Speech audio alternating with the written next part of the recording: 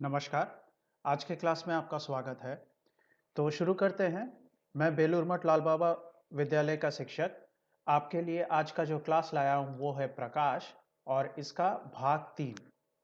तो देखते हैं कि आज के क्लास में हम लोग क्या सीखेंगे। हम लोग देखेंगे कि लेंस क्या है, इसकी परिभाषा को सीखेंगे।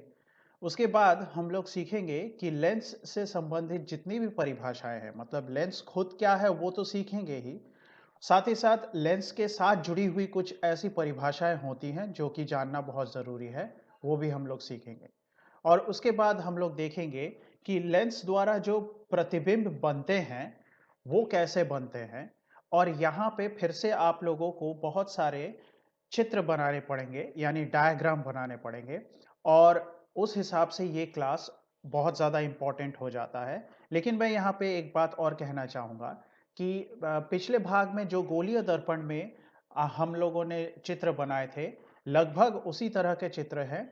लेकिन आपको ध्यान ये रखना पड़ेगा कि ये ज़्यादा इम्पोर्टेंट है, क्योंकि क्वेश्चन यहाँ से ज़्यादा आते हैं, गोलीय दर्पण से ज़्यादा। तो इसका मतलब हमें लेंस के ऊपर ज़्यादा ध्यान देना पड़ेगा और इन चित्रों पे हमें बहुत ज़्यादा प्रैक्टिस करनी पड़ेगी, तभी जाके हम लोग एग्जाम पे इन चित्रों को कर पाएंगे। आगे बढ़ते हैं। तो लेंस की क्षमता क्या है वो भी हम लोग देख लेंगे। और लास्ट में हम लोग सीखेंगे कि फोटोग्राफिक कैमरा कैसे काम करता है। तो शुरू करते हैं आज का क्लास। तो हम लोगों का क्लास शुरू होगा ये लेंस क्या है समझते हुए। तो समझ लेते हैं। देखिए, लेंस असल में कुछ नहीं, दो तलों से घिरा हुआ एक माध्यम होता है।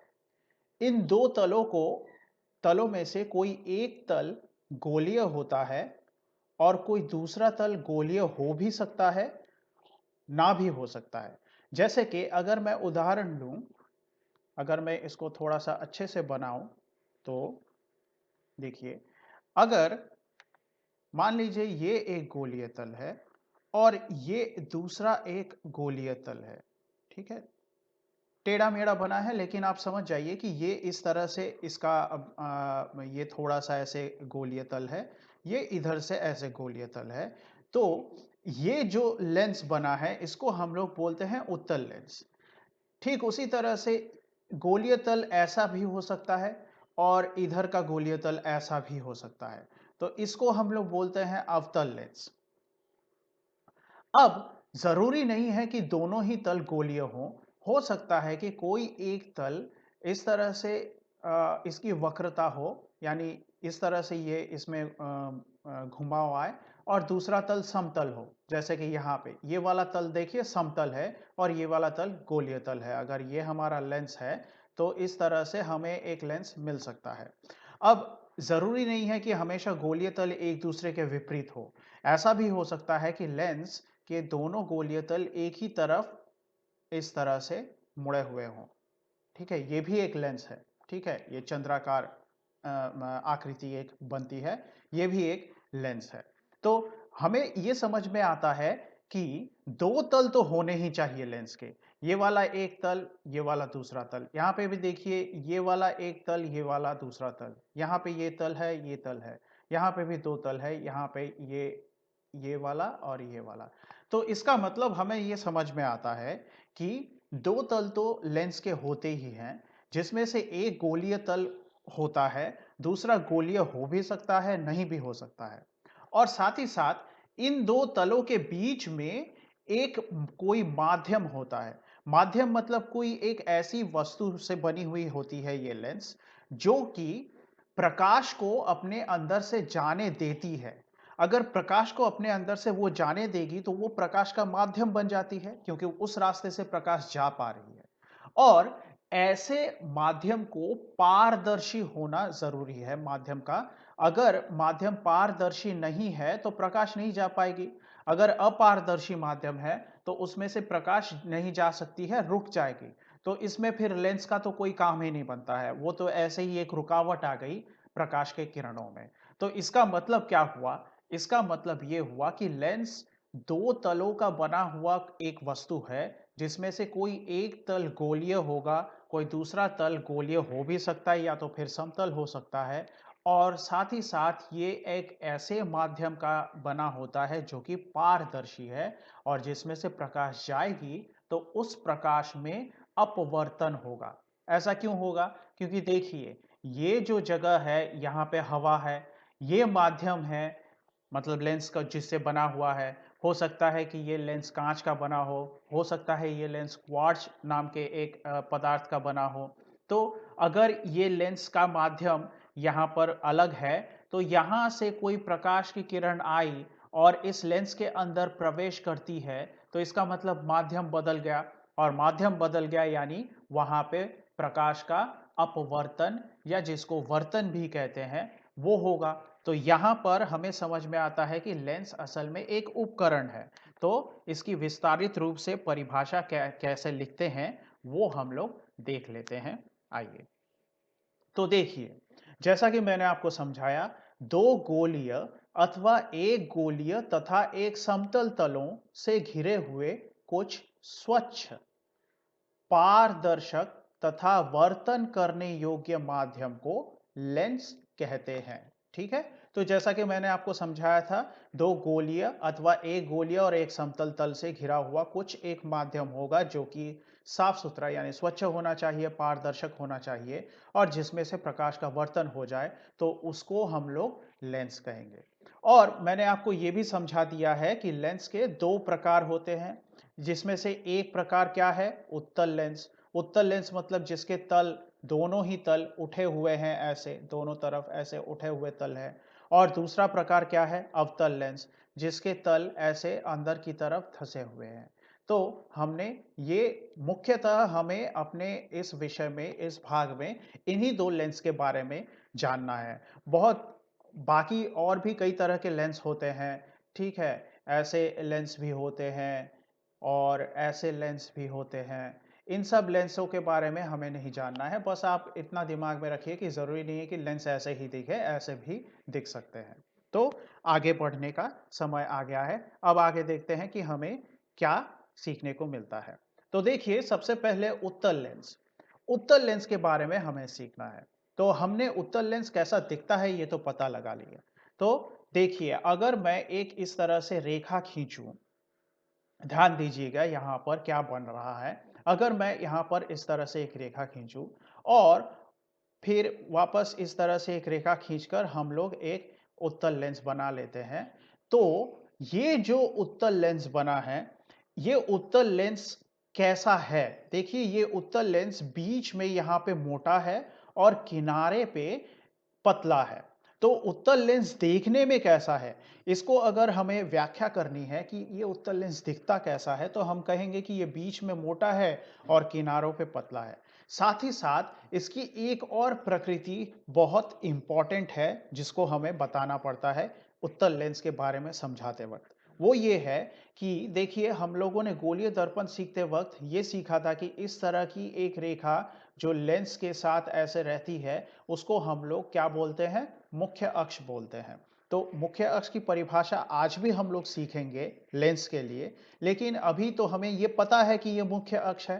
तो देखिए, अगर मैं किसी प्रकाश की किरण को इस मुख्य अक्ष के समानांतर ऐसे भेजूं, तो वो प्रकाश की किरण वर्तन के बाद एक जगह पे आके ऐसे प्रधान अक्ष, मुख्य अक्ष पर आकर ऐसे पड़ेंगी। तो कोई दूसरी अगर रेखा खींचूं, मतलब प्रकाश की किरण भेजूं जो कि इस मुख्य अक्ष के समानांतर हो, ठीक है? प्रकाश की किरण मुख्य अक्ष के समानांतर ही भेजी जा रही है। तो ये मुख्य अक्ष के समानांतर आने वाली प्रकाश की जो आपतन किरण है, ये फिर से वर्तन के बाद बिल्कुल उसी बिंदु पर जाकर पड़ेगी जिस बिंदु पर पहली वाली किरण आके पड़ी थी। अगर मैं एक और प्रकाश की किरण भेजूं और एक बार एक और प्रकाश की किरण भेजूं, तो मुझे ये नजर आएगा कि सारे के सारे प्रकाश की किरण एक ही बिंदु पर आकर इकट्ठा हो गए हैं। तो ये भी उत्तल लेंस की एक बहुत बड़ी पहचान है। तो ये जो बिंदु है, यहां पर आकर उत्तल लेंस प्रकाश की किरणों को जमा कर देता है। तो अगर मैं इन सारी जानकारियों को अपनी उत्तल लेंस की व्याख्या में डाल दूं, तो उत्तल लेंस की परिभाषा मिल जाती है। जैसे, जो लेंस मध्य में मोटा, जैसा कि मैंने कहा था बीच में मोटा, तथा किनारे पर क्रमशः पतला होता जाता है। देखिए जितना हम लोग किनारे की तरफ जा रहे हैं ये पतला होता गया। तथा इसके साथ ही साथ हमने एक और चीज क्या पढ़ी थी, तथा मुख्य अक्ष के समानांतर आपतित किरणों को, देखिए हमने मुख्य अक्ष के समानांतर किरणों को आपतित किया था। तो मुख्य अक्ष के समानांतर आपतित किरणों को वर्तन के पश्चात यानी वर्तन के बाद, लेंस के पश्चात यानी बहुत लोगों को पश्चात का मतलब अगर समझ में ना आए तो वर्तन के बाद आप लिख सकते हैं, लेंस के दूसरी तरफ किसी बिंदु पर केंद्रित करती है, उसे उत्तल लेंस या अभिसारी लेंस कहते हैं। तो एक जगह पर अगर सारी किरणें आकर इकट्ठा हो गई, इसको हम लोग अभिसारी क्रिया कहते हैं। इसलिए इस लेंस का नाम उत्तल लेंस के होने के साथ साथ अभिसारी लेंस भी है। तो एक बार इस पूरी परिभाषा को अगर हम लोग अच्छे से पढ़े तो हमें क्या समझ में आता है कि जो लेंस मध्य में मोटा तथा किनारे पर क्रमशः पतला होता जाता है तथा मुख्य अक्ष के समानांतर आपतित किरणों को वर्तन के बाद या वर्तन के पश्चात लेंस के दूसरी तरफ किसी बिंदु पर केंद्रित करती है, उसे उत्तल लेंस या अभिसारी लेंस कहते हैं। आसान है। तो अब हम लोग आगे बढ़ेंगे। अब देखते हैं कि अवतल लेंस क्या है। तो हम लोगों को अवतल लेंस की आकृति कैसी है ये तो समझ में आ गई है। तो अवतल लेंस एक देख लेते हैं चित्र में। देखिए हमने इस तरह से एक मुख्य अक्ष बना लिया और उसके ऊपर एक इस तरह से अभिलंब उतारा, जिससे कि हमें अवतल लेंस को उतारने में सुविधा हो। तो इस तरह से हमारा अवतल लेंस बन जाता है। अब यहां पर हमें अवतल लेंस को देखते ही समझ में यह आता है कि देखिए अवतल लेंस कैसा लेंस है, जिसका मध्य भाग पतला है और क्रमशः हम लोग जितना किनारे पर जाते हैं यह मोटा होता जाता है। इस तरह से मोटा हो गया। तो इतना तो इसकी आकृति के बारे में हम लोग लिख देंगे। आगे क्या लिखेंगे? आगे फिर से हम लोग लिखेंगे कि आपतन किरणें अगर मुख्य अक्ष के समानांतर आई तो क्या होगा।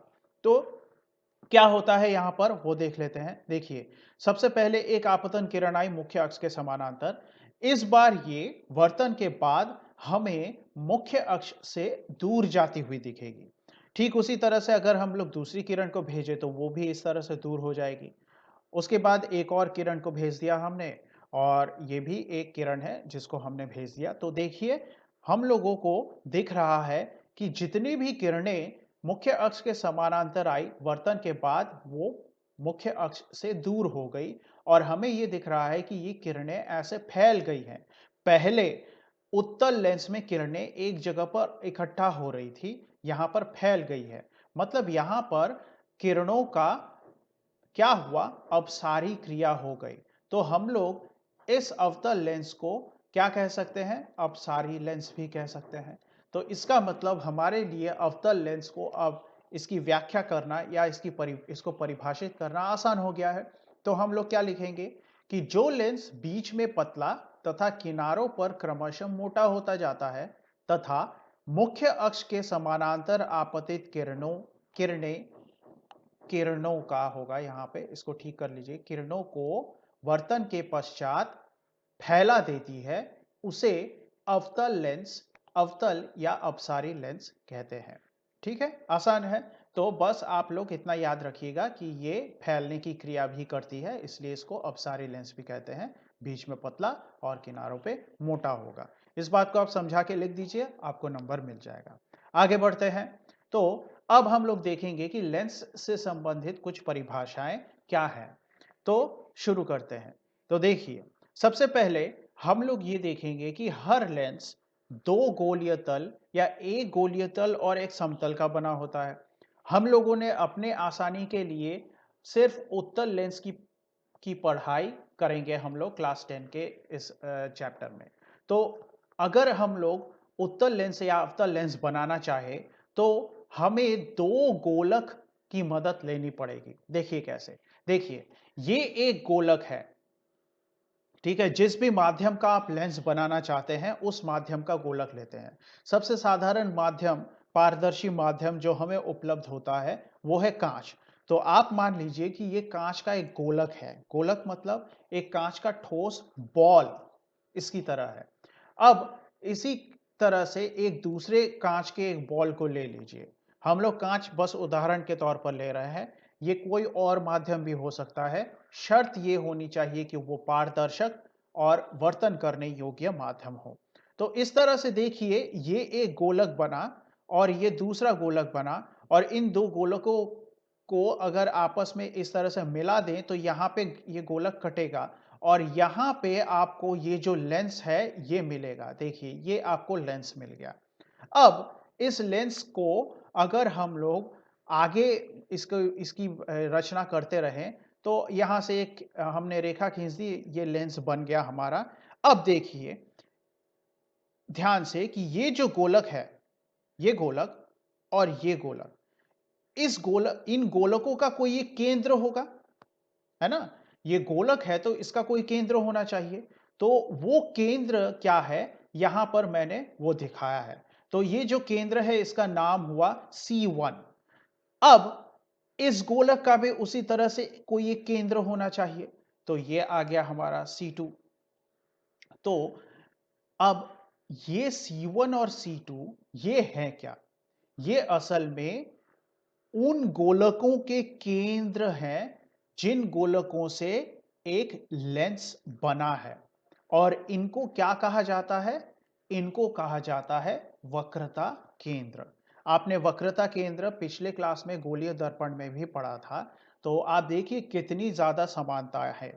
बस वहां पे गोलीय दर्पण था जो कि खोखले गोलक से बने थे।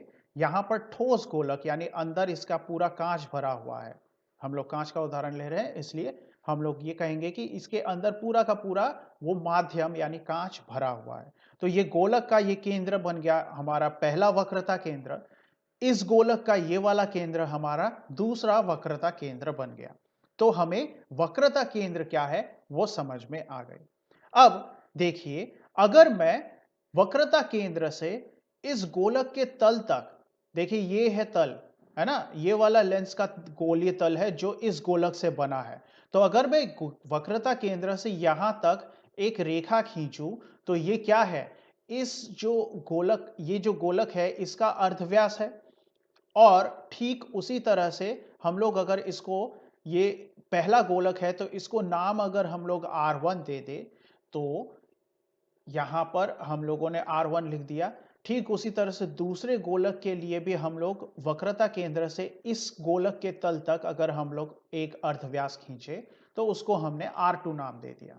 अब ये R1 और R2 क्या है? ये R1 और R2 है वक्रता त्रिज्या। ठीक है, तो इस गोलक का वक्रता त्रिज्या R2 नाम द्वारा दर्शाया गया है और इस गोलक का वक्रता त्रिज्या R1 द्वारा दर्शाया गया है। ठीक इसी तरह से अब ये तो हो गई अवतल लेंस की बात, सॉरी उत्तल लेंस की बात। ये तो हो गई उत्तल लेंस की बात। तो हमारे अवतल लेंस में भी तो ऐसा होगा, तो वो भी देख लेते हैं। देखिए, हमने फिर से इस तरह से हमारा एक गोलक बनाया और दूसरा गोलक बनाया। इस बार इन दोनों गोलकों को एक के ऊपर एक चढ़ाया नहीं, एक दूसरे से दूर रखा। तभी हमारे लिए अवतल लेंस का आकार मिलना संभव हो पाएगा।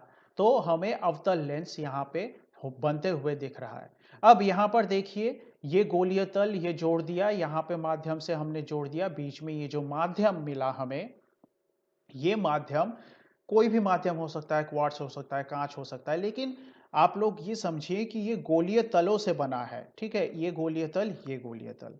अब ये गोलीय तल कौन से गोलक का हिस्सा है? इधर वाले गोलक का हिस्सा है। तो इसका कोई केंद्र होगा, तो वो केंद्र हमने नाम दे दिया C1। ठीक उसी तरह से ये जो गोलीय तल है ये इस वाले गोलक का हिस्सा है, तो इसको हमने नाम दे दिया C2। तो ये भी क्या हो गए? ये दोनों वक्रता केंद्र हो गए। और इस वक्रता केंद्र से अगर मैं यहां तक एक अर्धव्यास निकालूं तो उसको मैं इस तरह से हम लोग R1 नाम दे सकते हैं और इधर से वक्रता केंद्र से अगर मैं अर्धव्यास यहां पे उतार दूं तो इसको मैं R2 नाम दूंगा। तो ये यहाँ पे क्या हो गए, ये दोनों वक्रता केंद्र और ये दोनों हो गए वक्रता त्रिज्या। तो हम लोगों को इन चित्रों से ही समझ में आ गया कि वक्रता केंद्र और वक्रता त्रिज्या क्या है। तो देख लेते हैं कि परिभाषा में क्या कैसे लिखेंगे। तो परिभाषा में लिखेंगे, देखिए वक्रता केंद्र क्या है। वक्रता केंद्र है लेंस के दोनों तल जिन गोलकों से बने होते हैं उन गोलकों के केंद्र को वक्रता केंद्र कहते हैं। लेंस के दो वक्रता केंद्र होते हैं। ठीक है, तो मैंने आपको समझाया था कि लेंस के जो भी गोलीय तल जिन गोलकों से बने होंगे उनके केंद्र को हम लोग वक्रता केंद्र कहेंगे। बहुत आसान है। और लेंस के हमें दिख ही रहा है, ये लेंस, इस लेंस में भी और इस लेंस में भी, दोनों में ही हमें दो वक्रता केंद्र नजर आ रही है। अब वक्रता केंद्र सीख गए, वक्रता केंद्र की परिभाषा हमें मिल गई, तो हम लोग वक्रता त्रिज्या की परिभाषा क्या है वो देखेंगे। बहुत आसान है। अगर हम लोग वक्रता त्रिज्या को देखना चाहे तो क्या है कि लेंस के दोनों तल जिन गोलकों से बने होते हैं, फिर से वही बात, तो उनके अर्धव्यास को लेंस का वक्रता त्रिज्या कहते हैं। लेंस के दो वक्रता त्रिज्याएं होती हैं तथा इनकी लंबाई का आपस में समान होना आवश्यक नहीं है। ठीक है, तो मैंने जैसे कि आपको समझाया था कि जो गोलक, जिन गोलकों से लेंस बना हुआ होगा उन गोलकों के केंद्र से गोलीय तल की दूरी, उसको हम लोग वक्रता त्रिज्या कहते हैं। यानी इन गोलकों का जो अर्धव्यास है उसी को हम लोग वक्रता त्रिज्या कहेंगे। देखिए उनके अर्धव्यास को, किनके, जिन गोलकों से लेंस बना हुआ है उनके अर्धव्यास को, यहां से यहां तक अर्धव्यास होता है, तो इन अर्धव्यासों को हम लोग वक्रता त्रिज्या कहेंगे। और जरूरी नहीं है कि ये जो दो वक्रता त्रिज्याएं हैं लेंस की, ये दोनों आपस में बराबर हो। ये आपस में बराबर नहीं भी हो सकती है। आपको दिख रहा होगा कि ये जो गोलक है ये बड़ा है और ये वाला छोटा है। ठीक है, तो जाहिर सी बात है कि इस गोलक का जो अर्धव्यास है वो भी छोटा होगा इसकी तुलना में, R1 की तुलना में R2 छोटा होगा। ठीक उसी तरह से यहां पर भी ये जो गोलक है, ये गोलक बड़ा है और ये वाला गोलक छोटा है, तो ये R1 R2 से बड़ा हो जाएगा। तो इसलिए हमेशा इनकी लंबाई बराबर हो सकती है, लेकिन जरूरी नहीं है कि वो बराबर हो। ठीक है, तो आप इस बात का ध्यान रखिएगा। तो अब आगे बढ़ते हैं और लेंस की परिभाषाओं में अब हम लोग देखेंगे कि अगली परिभाषा क्या है। तो अगली परिभाषा में देखिए, हमने ये एक लेंस बनाया। ठीक है, ये कौन सा लेंस है आपके दिमाग में आना चाहिए, उत्तल लेंस है। अब इस लेंस के यहां पर ये जो गोलीय तल है, इधर वाले गोलीय तल का हमने वक्रता केंद्र यहां पे लगा दिया और इधर वाले तल का वक्रता केंद्र कहां पे आएगा, यहां पे आएगा। तो देखिए इधर वाले तल का, क्यों, क्योंकि ये गोला ऐसे घूम रहा है ना, ये गोला ऐसे घूम रहा है, तो इस गोले का जो केंद्र है वो इधर आएगा। ठीक उसी तरह से ये वाला तल कौन से गोलक का हिस्सा है, ये वाला तल उस गोलक का हिस्सा है जो ऐसे घूम रहा है, तो जाहिर सी बात है कि उसका केंद्र यहां पे आएगा। अब अगर मैं इन दोनों केंद्र को ऐसे जोड़ दूं, ऐसे जोड़ दूं, तो मुझे जो काल्पनिक रेखा मिलेगी उस काल्पनिक रेखा को हम लोग मुख्य अक्ष कहते हैं। ठीक है, आपके बात समझ में आ रही होगी कि ये जो काल्पनिक रेखा जो कि वक्रता केंद्रों को जोड़ती हुई हमें मिली, उसको हम लोग मुख्य अक्ष कहेंगे। अब बिल्कुल इसी तरह से मैं अगर यहां से एक काल्पनिक रेखा खींचकर इस लेंस के बीच में से इसको ऐसे, इसको विभाजित करूं, अगर इसको मैं बांटूं, तो देखिए ऐसे एक रेखा मैंने ऐसे बांट दी, तो ये जो मुख्य अक्ष और ये जो रेखा जो लेंस के बीचों बीच से होती हुई गई है, ये जहां पे मिलेगी वो बिंदु को अगर मैं O नाम दूं, तो इस बिंदु की एक विशेषता होती है।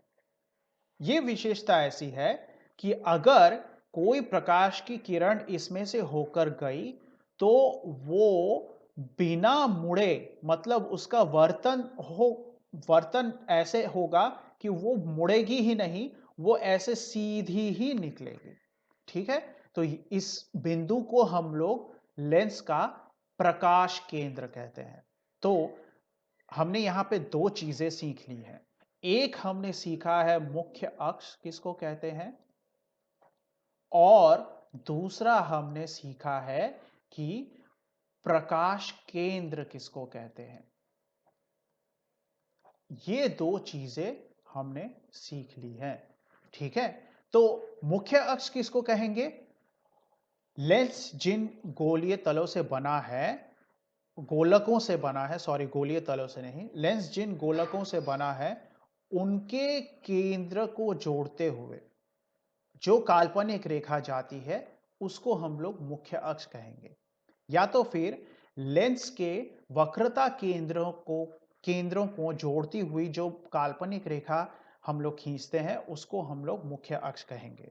ठीक है, आपकी सुविधा के अनुसार आप लिखिएगा इसको कि लेंस के वक्रता केंद्र को जोड़ती हुई जो काल्पनिक रेखा है उसको हम लोग मुख्य अक्ष कहते हैं। और प्रकाश केंद्र क्या है? प्रकाश केंद्र है लेंस के मध्य में स्थित वह बिंदु जिसमें से प्रकाश की आपतन किरण वर्तन के पश्चात बिना मुड़े ही निकल जाती है। तो इस तरह से हमें मुख्य अक्ष और प्रकाश केंद्र समझ में आ जाना चाहिए। तो जरूरी नहीं है कि ये सिर्फ उत्तल लेंस में ही हो, अवतल लेंस में भी होगा। तो ये रहा हमारा अवतल लेंस, और फिर से हमने हमारे अवतल लेंस के दोनों तलों के वक्रता केंद्र को दिखाया है। इस तल का वक्रता केंद्र देखिए ये वाला, इस तल का वक्रता केंद्र ये वाला, और हम लोग मुख्य अक्ष बनाएंगे तो वक्रता केंद्रों को जोड़ देंगे। ऐसे दोनों वक्रता केंद्र को जोड़ दिया, मुख्य अक्ष मिल गया। अब इसके बाद हमें प्रकाश केंद्र चाहिए। तो प्रकाश केंद्र चाहिए तो इस तरह से एक लाइन हमने खींची बिल्कुल लेंस के बीचों बीच, और हमें ये दो लाइनें जहां पे मिलती हुई नजर आई उसको हमने ओ नाम दे दिया, और यही ओ बिंदु हमारा प्रकाश केंद्र है। जहां से प्रकाश की किरण गुजरी तो वो बिना मुड़े निकल जाएगी। तो आइए इनकी परिभाषा देख लेते हैं।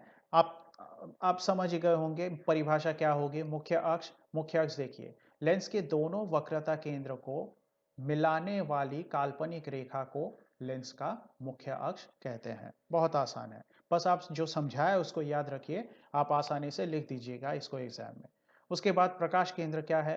प्रकाश केंद्र है लेंस के मध्य में प्रधान अक्ष पर स्थित उस बिंदु को प्रकाश केंद्र कहते हैं जिससे होकर गमन करने वाली प्रकाश की किरणें वर्तन के पश्चात आपतित किरणों के समानांतर निर्गत होती है।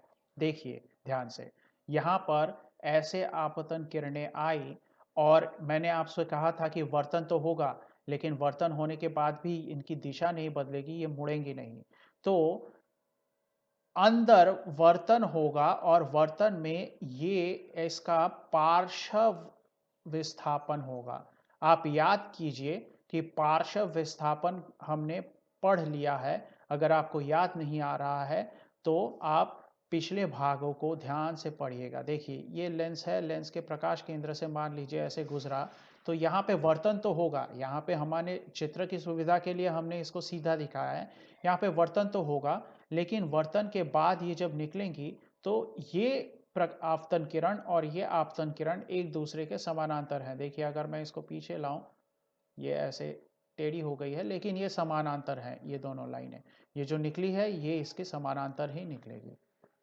तो वही यहाँ पे लिखा गया है कि लेंस के मध्य में प्रधान अक्ष पर स्थित, देखिए प्रधान अक्ष पर स्थित, ये प्रधान अक्ष है, उस पर स्थित बिंदु, ये जो ओ बिंदु है ये प्रधान अक्ष पर स्थित है, और इस पर जो किरण गमन करती हुई आई वो वर्तन के बाद ऐसे निकलेगी कि वो आपतन किरण के समानांतर निकल जाएगी। ठीक है, ऐसा क्यों होगा? याद कीजिए पार्श्व विस्थापन, जो कि हम लोग सीख चुके हैं। याद नहीं है तो आप रिवीजन कीजिए, आपको जरूर याद आ जाएगा और बातें समझ में भी आ जाएंगी। अब आगे बढ़ते हैं। तो लेंस से संबंधित परिभाषाओं में अब आगे हम लोग देखेंगे कि हमें क्या सीखना है। तो देखिए हमने ये सीख लिया कि यह मुख्य अक्ष है। अब इसके ऊपर हमने इस तरह से रेखा खींचकर अगर हम लोग लेंस बनाने की कोशिश करें तो ये हमें क्या मिलेगा? ये हमें प्रकाश केंद्र मिलेगा लेंस का।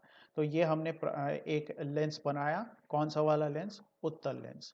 अब हम लोग आगे बढ़ते हैं और अगर हम लोग मुख्य अक्ष के समानांतर इस तरह से रेखाओं को भेजना शुरू करें, तो हमने सीखा था कि उत्तल लेंस में समानांतर आती हुई आपतन किरणें वर्तन के बाद मुख्य अक्ष पर आकर एक बिंदु पर पड़ेंगी। उसके बाद एक और किरण को भेज दिया, वो भी उसी बिंदु पर आकर पड़ी, ये भी उसी बिंदु पर आकर पड़ी और ये भी उसी बिंदु पर आकर पड़ी। तो सवाल ये आता है कि ये जो बिंदु है, इस बिंदु को हम क्या बुलाएं? तो ये जो बिंदु है, इस बिंदु को हम लोग बुलाते हैं फोकस बिंदु, ठीक है? या तो फिर मुख्य फोकस कहते हैं इसको। ठीक उसी तरह से जैसे उत्तल लेंस में हमने देखा ये फोकस बिंदु है और यहाँ पर मुख्य अक्ष के समानांतर आती हुई आपतन किरणें वर्तन के बाद इसी बिंदु पर आकर मिलती है।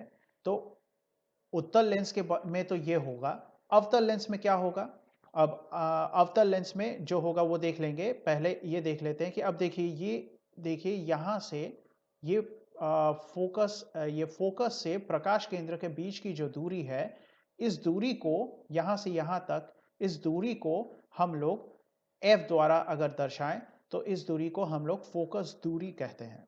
ठीक है, यही वाली चीज अगर हम लोग अवतल लेंस में भी देख लें तो देखिए ये अवतल लेंस बन गया हमारा और इस तरह से यहाँ पे हम लोगों ने मुख्य अक्ष उतारा और उस मुख्य अक्ष के ऊपर एक इस तरह से लेंस के बीचों बीच एक अभिलंब उतार दिया, तो हमें यहाँ पर क्या मिल जाएगा? हमें यहाँ पर मिल जाएगा एक प्रकाश केंद्र। अब हम लोग फिर से किरणों को मुख्य अक्ष के समानांतर भेजेंगे। कैसे? देखिए ये इधर से भेजा ऐसे। हमने पहले ही सीख लिया था कि ये वाला अभिसारी क्रिया करेगी, मतलब एक जगह पे जोड़ेगी, और ये वाली अपसारी क्रिया मतलब ये फैलाएगी। तो इधर से ऐसे भी किरणें फैलने लगी, यहाँ से भी किरण फैली, इधर से भी फैल गई। तो पिछली बार तो हमें ये बिंदु मिल गया था क्योंकि ये एक जगह पे आके यहाँ पे मिल गई थी। इस बार हमें कैसे मिलेगी? तो इस बार हमें यहाँ पर ये देखना होगा कि अगर हम लोगों ने इधर से इन किरणों को आते हुए देखा तो हमारा दिमाग ये सोचेगा कि किरणें ऐसे आके ऐसे मुड़ी नहीं है, बल्कि ये इसी बिंदु से निकली है, इसी बिंदु से फैल रही है और यही हमारे लिए अवतल लेंस का फोकस कहलाएगा। तो यहां पर असल में प्रकाश की किरणें मिल रही हैं, यहां पर हमें ऐसा लग रहा है, हमें ऐसा प्रतीत हो रहा है कि यहां से प्रकाश की किरणें फैल रही हैं या मिल रही है, मिलती हुई ऐसे प्रतीत होता है। तो फिर से जैसे कि यहाँ पे प्रकाश केंद्र से फोकस बिंदु की दूरी को हमने इस तरह से f द्वारा दर्शाया था, यहाँ पर भी हम लोग वही करेंगे। यहाँ से इन दो दूरी को, ये प्रकाश केंद्र से फोकस की दूरी को f द्वारा दर्शाएंगे और इसको हम लोग कहेंगे फोकस दूरी। तो हम लोगों ने यहाँ पे दो चीज सीखी, एक तो फोकस बिंदु सीख लिया और दूसरा फोकस दूरी क्या है वो सीख लिया, दोनों लेंस के लिए, उत्तल और अवतल लेंस के लिए। तो देख लेते हैं कि इनकी परिभाषा क्या है। तो मुख्य फोकस क्या है? मुख्य फोकस हम लोगों ने गोलीय दर्पण में भी सीखते समय मैंने आपसे कहा था कि मुख्य फोकस की परिभाषा को हमें दोनों तरीके से लिखना है। ठीक है, कोई भी एक तरीका आप लिखिएगा तो आपको नंबर पूरा कभी नहीं मिलेगा। तो वहां पर भी जैसे हमने मुख्य फोकस की परिभाषा बनाई थी वैसे यहां पर भी बनाएंगे।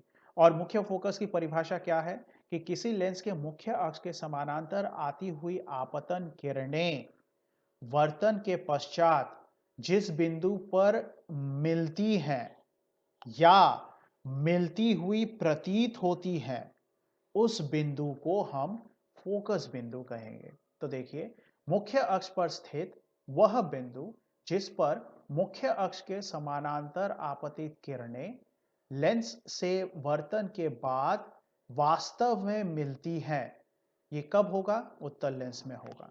या जिस बिंदु से किरणें फैलती हुई प्रतीत होती है, कब होगा? अवतल लेंस में। उसे मुख्य फोकस कहते हैं। ठीक है, आप दोनों तरीके से परिभाषाओं को नहीं लिखिएगा तो आपको नंबर नहीं मिलेगा, इसलिए ध्यान से इस परिभाषा को लिखना है और सबसे ज्यादा ध्यान से इस परिभाषा को समझना है। जो मैंने समझाया है ये अगर आपके दिमाग में रहेगा तो आप इस परिभाषा को आसानी से लिख पाएंगे कि फोकस बिंदु कहां पर है, मुख्य अक्ष के ऊपर है। और ये बिंदु वो बिंदु है जहां पर मुख्य अक्ष के समानांतर आती हुई किरणें वर्तन के बाद या तो वास्तव में मिलेंगी या तो उस बिंदु से फैलती हुई प्रतीत होंगी। तो ऐसे बिंदु को हम लोग मुख्य फोकस कहते हैं। अब बचा क्या है, फोकस दूरी बचा है। यह बहुत आसान है कि फोकस दूरी क्या है, प्रकाश केंद्र और मुख्य फोकस के बीच की दूरी को हम लोग फोकस दूरी कहते हैं। तो देखिए, प्रकाश केंद्र तथा मुख्य फोकस बिंदु के बीच की दूरी को फोकस दूरी कहते हैं। तो हम लोगों ने मुख्य फोकस और फोकस दूरी समझ लिया। आगे तो अब देखिए कि लेंस से संबंधित परिभाषा में फिर से हम लोग क्या सीखने वाले हैं। देखिए ये वाला क्या है, हमने कह लिया ये मुख्य अक्ष है। आप भी जब भी चित्र उतारिएगा अपने एग्जाम कॉपी में तो हमेशा ही आप लोगों को इस तरह से मुख्य अक्ष उतार लेना है।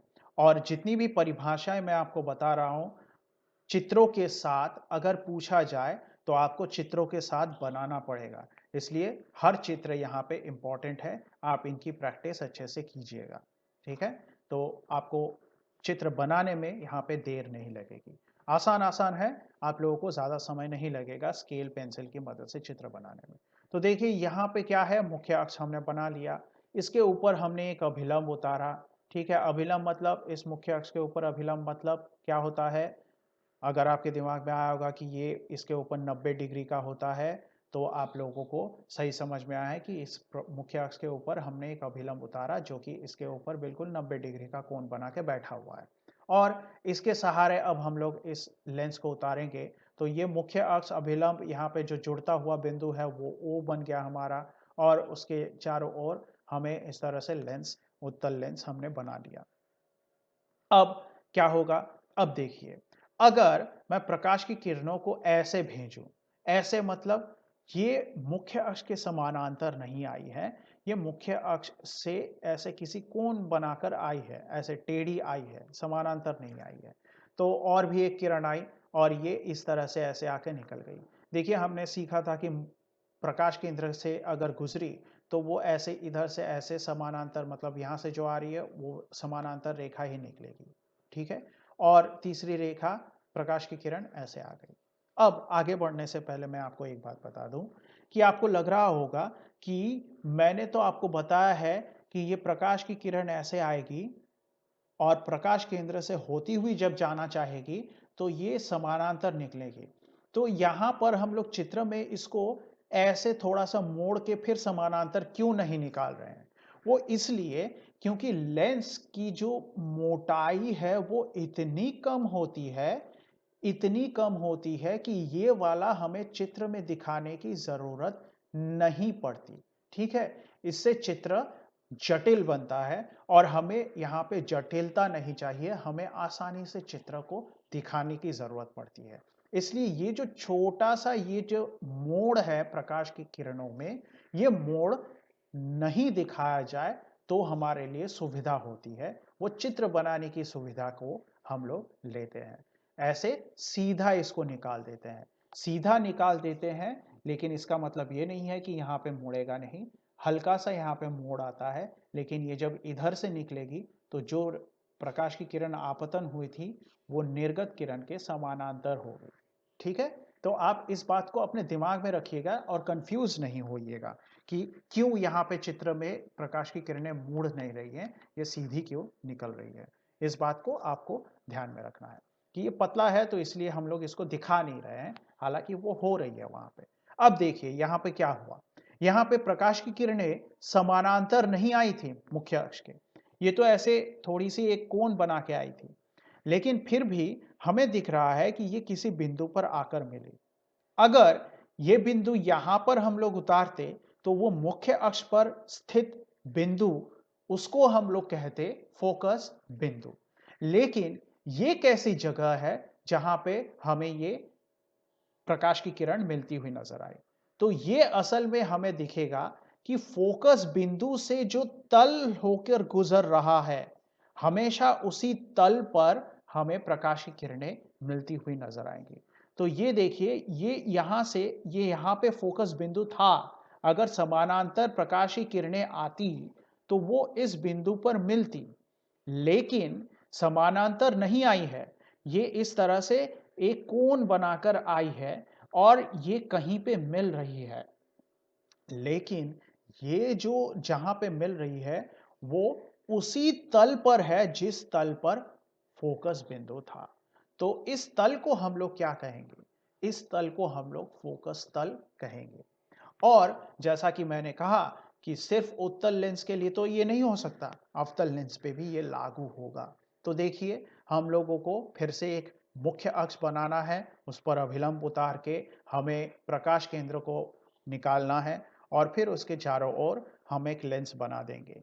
और इस बार भी हम लोग प्रकाश की किरणों को इस तरह से मुख्य अक्ष से ऐसे एक कोण बना के भेजेंगे, समानांतर नहीं भेजेंगे।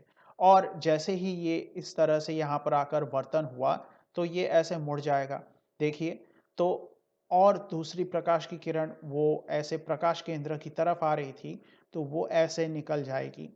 ठीक है, यहाँ पर भी वही बात है कि पार्श्व विस्थापन हुआ है, लेकिन ये पतला है तो हमें समझ में नहीं आ रहा है। तीसरी रेखा ऐसे आई और वो ऐसे मुड़ गई। देखिए, यहां पर अपसारी क्रिया हो रही है, प्रकाश की किरणें फैल रही हैं। अब यहां पर फिर से वही बात होगी कि हमें प्रकाश की किरणें ऐसा लगेगा जैसे कि सीधी आई है, मुड़ी नहीं है। और ऐसा हमें लगेगा तो हमें ये भ्रम होगा कि प्रकाश की किरण इसको पीछे करते हैं तो हमारी आंखें देखेंगी कि ये सीधी आई है, ये भी हमारी आंखें देखेंगी कि ये सीधी आई है, और मिल कहाँ रही है? यहाँ पे जाके मिल रही है। तो इस किरण के ऊपर जाके मिल रही है।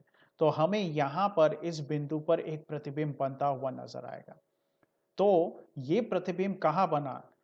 अगर प्रकाश की किरणें समानांतर आती तो ये प्रतिबिंब बिल्कुल यहां पर मुख्य अक्ष के ऊपर बनता और उसको हम लोग अवतल लेंस का फोकस बिंदु या मुख्य फोकस कहते। लेकिन ये यहां पे नहीं बना है, ऐसे इस तल पे बना है जिस तल पर फोकस उपस्थित है। तो इसलिए ये हमारा क्या हो गया? फोकस तल हो गया। ठीक है, तो आप लोगों के समझ में आ गया होगा कि फोकस तल क्या है। फोकस तल असल में एक ऐसा तल है जो फोकस बिंदु से होती हुई जाती है। ठीक है, और अगर प्रकाश की किरणें समानांतर नहीं आई मुख्य अक्ष के तो वो उस तल के ऊपर कहीं पर जाकर वो इकट्ठा हो जाती है या इकट्ठा होती हुई प्रतीत होती है। तो हम लोग फोकस तल क्या कहेंगे? फोकस तल की परिभाषा तो देखिए, वह तल जिस पर प्रकाश की किरणें लेंस से वर्तन के पश्चात वास्तव में मिलती है। वास्तव में कब मिलेंगी? जब उत्तल लेंस होगा, या मिलती हुई प्रतीत होती है, वो अवतल लेंस में होगा, उसे फोकस तल कहते हैं। तो आप लोगों के फोकस तल क्या है ये समझ में आ गया होगा। अब आगे बढ़ते हैं तो देखते हैं कि लेंस की अभिसारी तथा अपसारी क्रिया क्या है। देखिए, हम लोगों ने यह सीख लिया कि एक उत्तल लेंस है। उत्तल लेंस इस तरह से प्रकाश की किरणों को एक जगह पर इकट्ठा कर रही है। ठीक है, एक रफ सा ऐसे चित्र उतार के मैंने आपको बता दिया है। ये वाला अच्छे से चित्र हम लोग देख ही चुके हैं। ठीक उसी तरह से एक अवतल लेंस है और इस अवतल लेंस में क्या होता है? प्रकाश की किरणें ऐसे फैल जाती हैं, ऐसे मुख्य अक्ष से दूर फैल जाती हैं। तो ये वाली क्रिया क्या है? ये वाली क्रिया है अभिसारी क्रिया, और ये वाली क्रिया है अपसारी क्रिया। अब हमें यह समझना है कि ऐसा हो क्यों रहा है। तो ऐसा हो रहा है उसको समझने के लिए हम लोगों को लेंस को कई सारे छोटे छोटे भागों में बांटना पड़ेगा। और हम लोग लेंस को जब छोटे छोटे भागों में बांटेंगे तो हमें यह नजर आएगा कि लेंस कई सारे प्रिज्मों का बना हुआ है। प्रिज्म हम लोग पिछले भाग में सीख चुके हैं। तो देखिए, सबसे पहले तो एक उत्तल लेंस को अगर हम लोग छोटे-छोटे भागों में बाँटे, तो उसका सबसे किनारे पर जो भाग होगा, वो इस तरह से हमें एक प्रिज़्म के रूप में नज़र आएगा। उसके बाद थोड़ा-सा हम लोग उसके बीच की तरफ बढ़ेंगे, तो जो भाग होगा, अगर ये पूरा प्रिज़्म है और इसके ऊपर के भाग को हम लोग काट के निकाल दें, तो ये वाला भाग हमें मिलेगा। तो प्रिज़्म का ये वाला भाग मिल गया। और थोड़ा-सा बढ़ें, तो प्रिज़्म के बीच वाले एकदम निचले हिस्से को हम लोग कल्पना में लाएँ, तो वो वाला भाग मिल जाएगा। और आगे बढ़ेंगे, तो अब देखिए नीचे की तरफ प्रिज़्म का ये जैसे इस तरफ है, तो ये उल्टी तरफ घुमा हुआ और थोड़ा-सा नीचे तो आखिरी किनारा हमें इसका मिल जाएगा। अब याद कीजिए कि प्रिज़्म में जब भी किरण का आपतन हो रहा था, प्रकाश की किरणों का, तो वो कैसे मुड़ रही थी? वो अपने आधार की तरफ मुड़ रही थी, है ना? तो किसी भी प्रिज़्म में अगर प्रकाश का अपवर्तन होगा, तो वो हमेशा प्रिज़्म अपने आधार की तरफ प्रकाश की किरण को मुड़ाएगी। तो यहां पर भी देखिए, अगर प्रकाश की किरण इस प्रिज्म पर आकर पड़ती है, तो ये आधार की तरफ मुड़ाएगी। अब प्रकाश की किरण फिर से इस प्रिज्म पर आकर पड़ी, तो ये भी आधार की तरफ मुड़ जाएगी।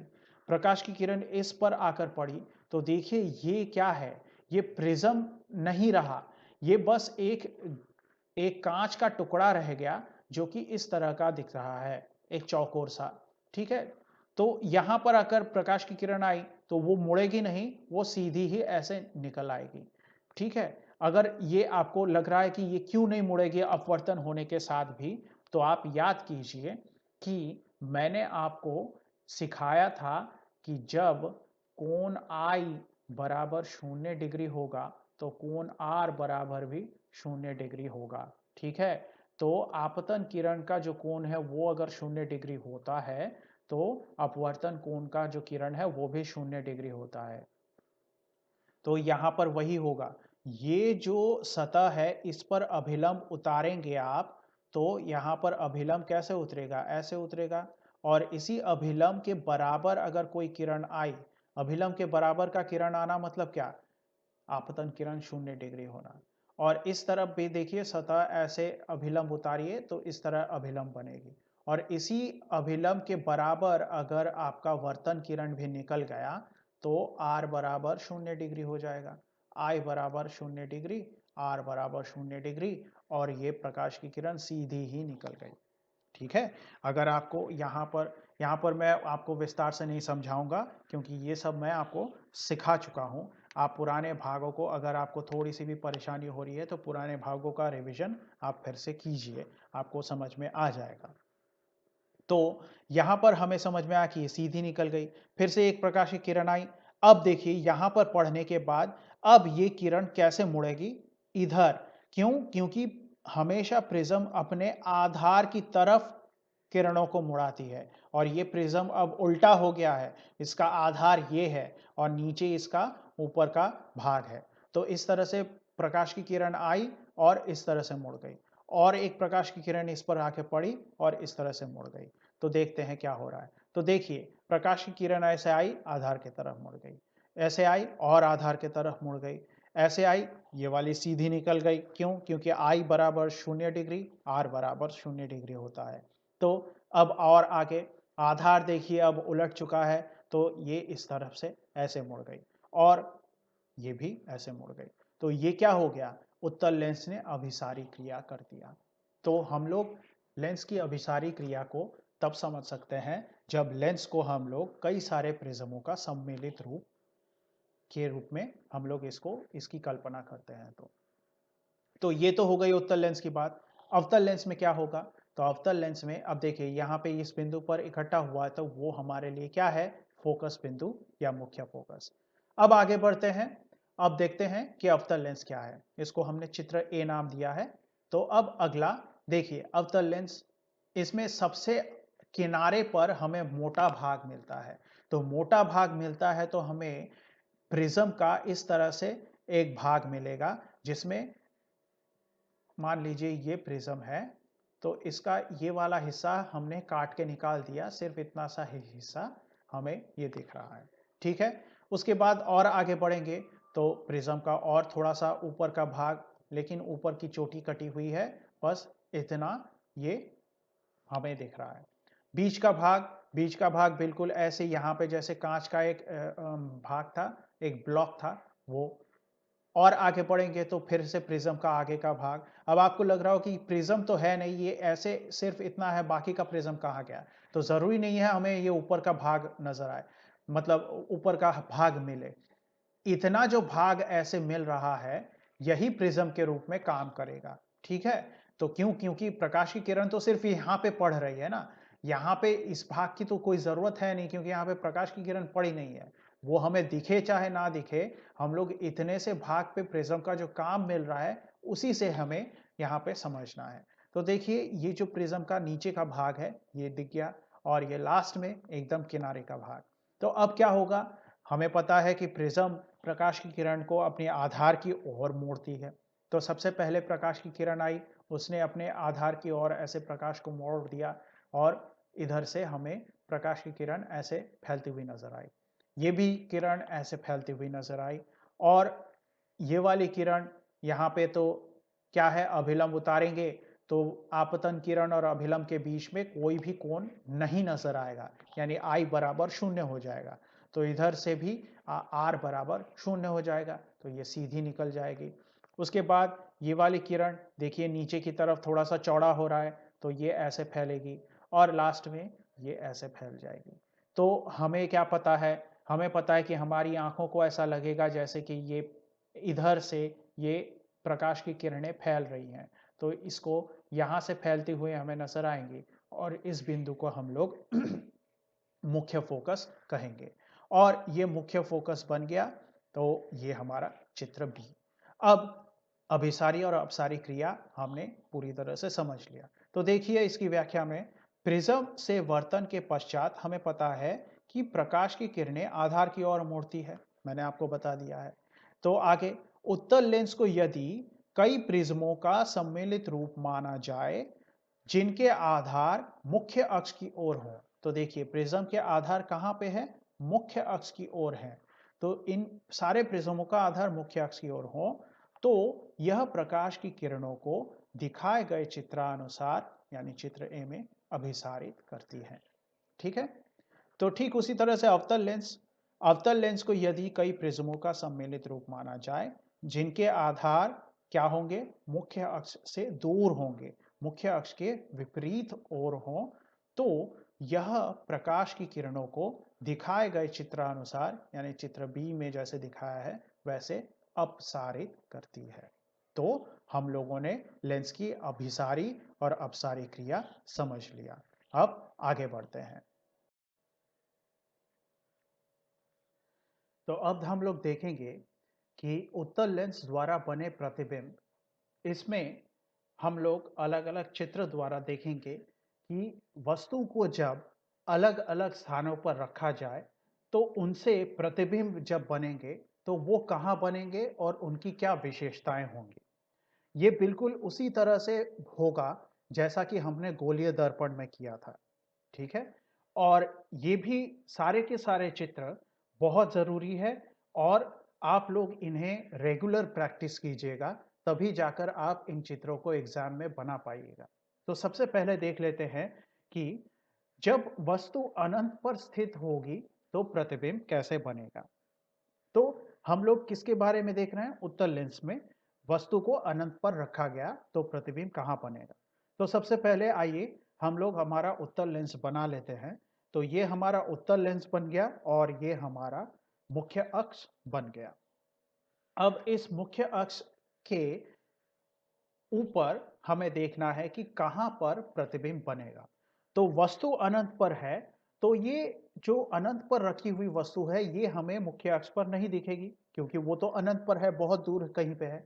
और कहीं दूर से प्रकाश की किरण आकर हमारे जो लेंस है उस पर आपतित होगी। अब इस तरह से प्रकाश की किरण जब आएगी, देखिए ये हमने ऊपर से ऐसे अभिलंब बना लिया ताकि हमें प्रकाश केंद्र मिल सके। तो ये हमारा प्रकाश केंद्र मिल गया। ठीक है, तो आप जब भी अपने कॉपी में बनाइएगा तो आप मुख्य अक्ष, उसके ऊपर का अभिलंब और फिर ये लेंस बनाइएगा जिससे कि आपको ये जो प्रकाश केंद्र है ये मिल पाए, जिससे कि आपकी जो चित्र है वो साफ सुथरी बनेगी। अब प्रकाश की किरण कहीं दूर से आकर इस पर पड़ी।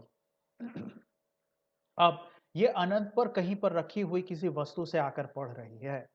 तो अनंत पर रखी हुई किसी वस्तु का अगर हम माने तो मान लेते हैं सूरज। सूरज को अगर हम मान ले कि बहुत दूर है तो वो हम लोग अनंत दूरी पर है मान सकते हैं, और वहां से किरणें आकर इस तरह से हमारे लेंस पर पड़ रही है। ये दूसरी किरण आई और ये वाली किरण कहाँ से गई? ये वाली किरण प्रकाश केंद्र से गई और हम लोग इसको सीधा ही ऐसे निकाल सकते हैं। तो इधर आकर यहाँ पर आकर मिली हुई है।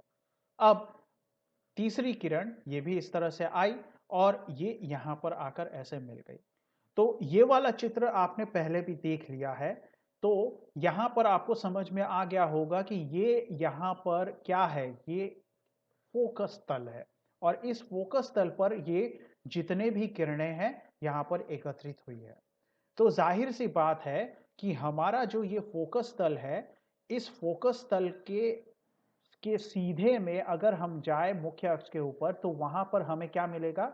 हमें वहां पर मिलेगा हमारा प्रतिबिंब, जो कि फोकस पर खड़ा होगा और उस बिंदु तक पहुंचेगा जहां पर हमारी प्रकाश की किरणें मिल रही हैं। ठीक है? तो इस तरह से हम लोग हमारा जो प्रतिबिंब है वो हमें मिल जाएगा, उसको हम लोग बना सकते हैं। तो देखिए, ये जो प्रतिबिंब है ये असली प्रतिबिंब का ही रूप है और इसलिए असली प्रतिबिंब को अगर ए बी नाम दिया जाता तो इस प्रतिबिंब को हमने ए प्राइम और बी प्राइम, ये छोटा सा डैश इसको प्राइम कहते हैं, ए प्राइम और बी प्राइम नाम दिया है।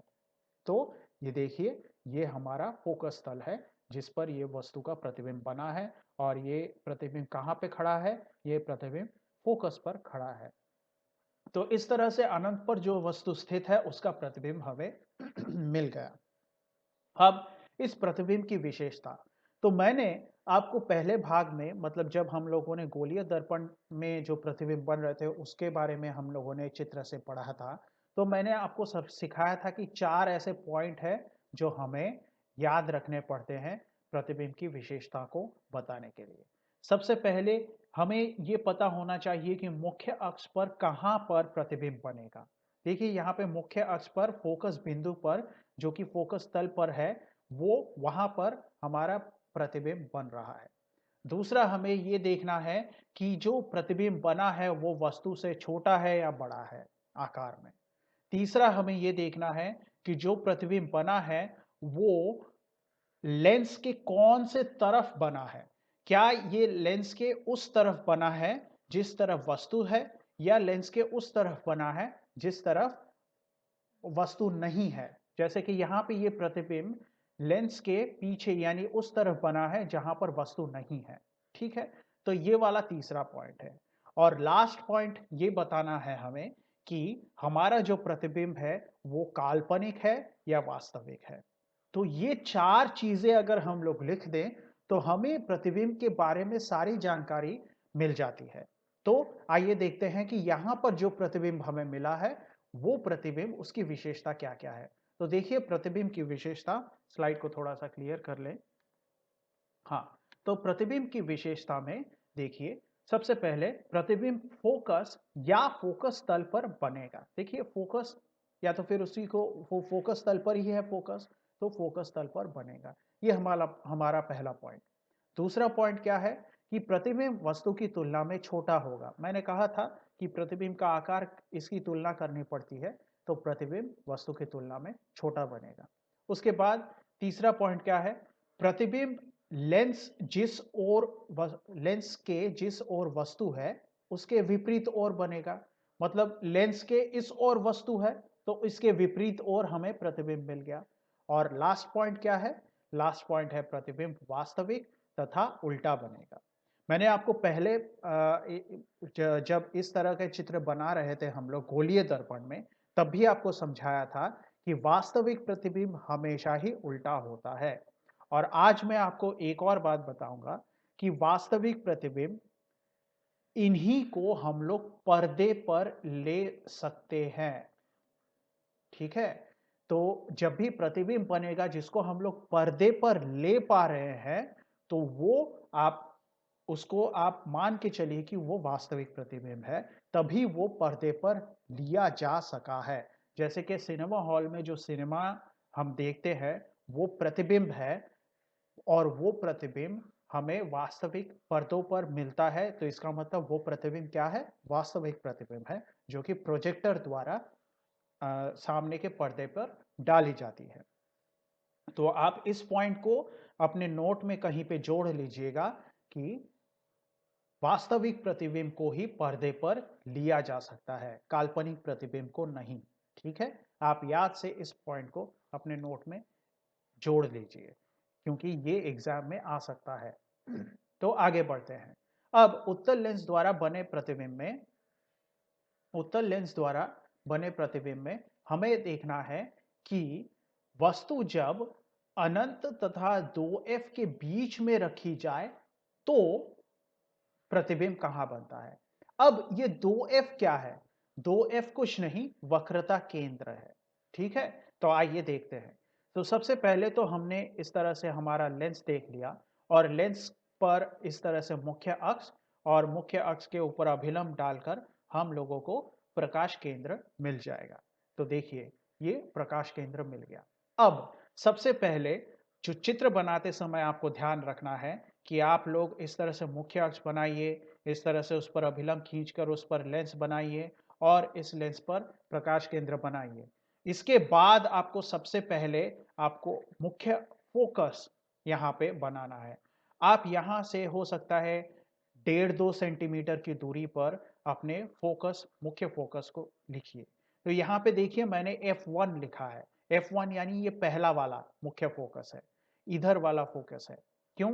क्योंकि दो गोलीय तल है, और दो गोलीय तल के हिसाब से फोकस इधर भी होता है, इधर भी होता है। क्योंकि अगर इधर से प्रकाश की किरणें आई तो यहां पर केंद्रित होंगी, और इधर से प्रकाश की किरणें आई तो यहां पर केंद्रित होंगी। इसलिए हमें दो फोकस की जरूरत पड़ती है, दो फोकस लेना पड़ता है लेंस में। तो इधर वाले को हम लोग ने F1 नाम दिया है। अब याद कीजिए, हमने गोलीय दर्पण में एक संबंध सीखा था, वक्रता त्रिज्या और फोकस दूरी में। हमने ये सीखा था कि जो वक्रता त्रिज्या है वो 2 गुना फोकस दूरी है। अब यहां पर देखिए, ये प्रकाश केंद्र है, और ये हमारा मुख्य फोकस है। यहां से यहां तक की दूरी मतलब हमारे लिए क्या हो गई? फोकस दूरी हो गई। अब वक्रता त्रिज्या मतलब क्या होता है? अगर हम लोगों का ये गोलीय दर्पण का या तो फिर लेंस का गोलक है, तो ये हमारा वक्रता केंद्र है, और यहां से यहां तक की दूरी को हम लोग वक्रता त्रिज्या कहते हैं, है ना? और इस वक्रता त्रिज्या के अंदर 2 बार फोकस दूरी है, तभी तो r बराबर 2f है। अब अगर मैं यहां से यहां तक की दूरी, ये हम लोग समझते हैं फोकस दूरी है, और फिर से यहां तक फिर से फोकस दूरी एक और बार मापें। मान लीजिए कि यहां से यहां तक 2 सेंटीमीटर है, तो यहां से यहां तक फिर से 2 सेंटीमीटर मापे, तो हमें 2f मिलना चाहिए। और ये 2f कुछ नहीं, यहां से यहां तक क्या है? यहां से यहां तक असल में वक्रता त्रिज्या है। यहां से यहां तक वक्रता त्रिज्या है, और वक्रता त्रिज्या कहां पर जाकर खत्म हो रही है? वक्रता केंद्र में। तो इसका मतलब जो 2f बिंदु है वो असल में क्या है? वक्रता केंद्र है। तो हम लोग जहां पर भी 2f लिखेंगे वो असल में कौन सी जगह है? वो वक्रता केंद्र वाली जगह है जहां पे 2f लिखी गई है। और इसका कारण ये है कि हमने ये वाला संबंध सीख लिया है कि वक्रता त्रिज्या बराबर 2 गुना फोकस दूरी होती है। ठीक है, तो आप यहां पर बिल्कुल भी कंफ्यूज नहीं होइएगा। और अगर आपको यहाँ पे मैंने क्या बोला है समझ में ना आए एक बार में, तो आप इसको फिर से प्ले करके देख लीजिए। तो देखिए, आगे बढ़ते हैं।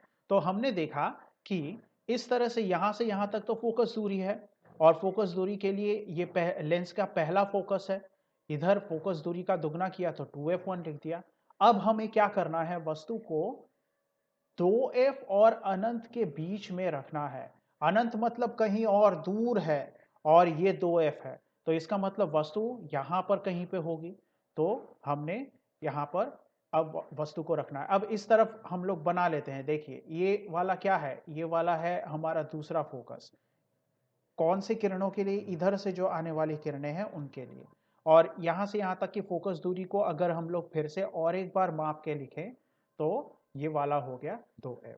अब हमें वस्तु को कहां रखना है, हमें वस्तु को अनंत और 2f के बीच में रखना है। वस्तु को हमने नाम दे दिया a और b। अब बिल्कुल पहले जैसे हमने चित्रों को बनाया था, हमेशा दो किरणें निकलेंगी वस्तु से।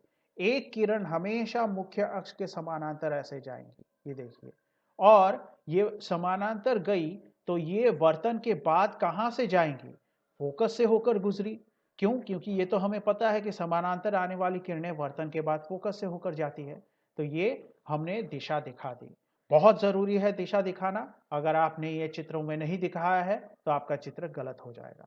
तो ये हमने यहां से जो निकलती हुई किरण है जो कि मुख्य अक्ष के समानांतर है, वर्तन के बाद फोकस से जाती हुई दिखा दिया। अब दूसरी किरण, उसको हम लोग भेजेंगे तो वो प्रकाश केंद्र से जाएगी, और प्रकाश केंद्र से जाएगी तो वो सीधी ही निकलेगी। तो हमने देखा था कि हमेशा दो किरणों को लेंगे, एक को ऐसे भेजेंगे और दूसरे को अगला जो इंपॉर्टेंट बिंदु है, यानी यहां पर समानांतर किरण आने के बाद अगला इंपॉर्टेंट बिंदु क्या है, ये। और इस बिंदु के बाद अगला इंपॉर्टेंट बिंदु क्या है, ये। तो हमें इन्हीं तीनों बिंदुओं में से हमारी प्रकाश की किरणों को भेजना है। तो पहला जो इंपॉर्टेंट किरण है वो तो चला गया, दूसरा इंपॉर्टेंट किरण कहां से जाना चाहिए, प्रकाश केंद्र से। तो इसको हमने भेज दिया। तो अब ये ऐसे, ये हमारी प्रकाश की किरण चली गई। तो देखिए ये दो प्रकाश की किरण कहाँ मिली, यहां पर मिली। और यहां पर मिलने का मतलब हमें यहां पर हमारा प्रतिबिंब मिल जाएगा, और इस प्रतिबिंब का नाम हम लोग ए प्राइम बी प्राइम रख देंगे। अब बारी आ गई है प्रतिबिंब की विशेषता बताने की। तो प्रतिबिंब की विशेषता बतानी है तो कैसे बताएं, वही 1 2 3 4 पॉइंट। और पहले पॉइंट में हमें बताना है कि प्रतिबिंब फोकस तथा वक्रता केंद्र के बीच कहीं पर बनेगा, है ना। देखिए प्रतिबिंब फोकस तथा वक्रता केंद्र के बीच में कहीं पर बना है। अगला अगला पॉइंट क्या है, हमें यह बताना है कि प्रतिबिंब की तुलना में वस्तु की तुलना में क्या है प्रतिबिंब, देखिए हमें छोटा नजर आ रहा है तो बस वही लिख दिया है। तीसरा, प्रतिबिंब किस तरफ बनेगा, तो प्रतिबिंब लेंस के जिस ओर वस्तु है उसके विपरीत ओर बनेगा। और चौथा, प्रतिबिंब वास्तविक है कि काल्पनिक है, तो प्रतिबिंब वास्तविक है तथा उल्टा है।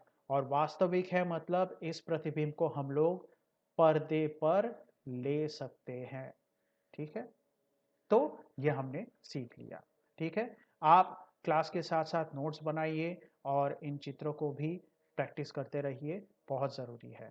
और जैसा कि मैंने कहा था कि फोकस दूरी को 1.5 से 2 सेंटीमीटर का रखिएगा, और उसके बाद 2f को भी उसी तरह से 1.5 से 2 सेंटीमीटर। मतलब आपने यहाँ से मान लीजिए यहाँ से यहाँ तक 2 सेंटीमीटर लिया है, तो यहाँ से यहाँ तक भी 2 सेंटीमीटर ही होना चाहिए।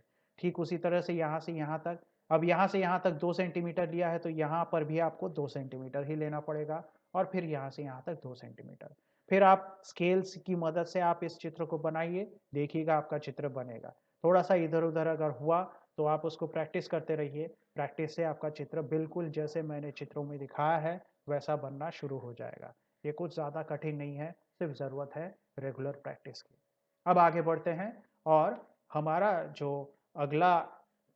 हमारा जो अगला चित्र है उसको देखते हैं।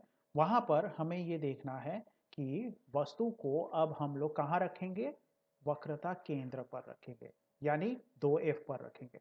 आप ध्यान दीजिए थोड़ा सा कि ये जो वस्तु है इसको हम लोग अनंत पर रखे थे पहले वाले चित्र में, उसके बाद ये अनंत से 2f के बीच में आ गई, उसके बाद ये अब 2f पे रखा गया है, इसके बाद अब ये 2f और f के बीच में आएगी, और पास वो F पर आएगी और फिर ये प्रकाश केंद्र और F के बीच में आ जाएगी।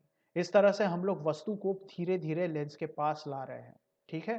तो हम लोगों का अगला पड़ाव क्या है? हम लोगों का अगला पड़ाव है वस्तु वक्रता केंद्र पर स्थित करनी है। तो देखिए, लेंस उतार लिया हमने, इस तरह से हमने एक लाइन खींच लिया, इस तरह से मुख्य फोकस भी उतार लिया। अब हमें यहाँ पर प्रकाश केंद्र बनाना है। हमने यहाँ पर पहले फोकस को डाल दिया। आप लोगों की सुविधा के लिए आप लोग इसको 2 सेंटीमीटर रखिएगा या तो फिर 3 सेंटीमीटर। इतना रखिए कि पेज के अंदर आपका बन जाए। कभी इतनी बड़ी माप बना लीजिए कि वो पेज से बाहर निकल जाए। फिर से मिटाना पड़ेगा, जिससे टाइम वेस्ट होता है। तो 2 सेंटीमीटर सेफ दूरी है, उसमें आपका पेज से बड़ा भी नहीं रहेगा और वो साफ सुथरा भी बनेगा।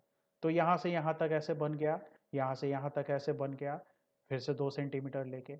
अब इधर वाला फोकस भी आप डाल दीजिए और ठीक उसी दूरी पर 2F का भी यहाँ पे डाल दीजिए। यहाँ पे ये थोड़ा सा गलत हो गया है, इसको F2 कर लीजिएगा, ठीक है? अपने कॉपी में इसको F2 कर लीजिएगा, वो गलती से F1 हो गया है।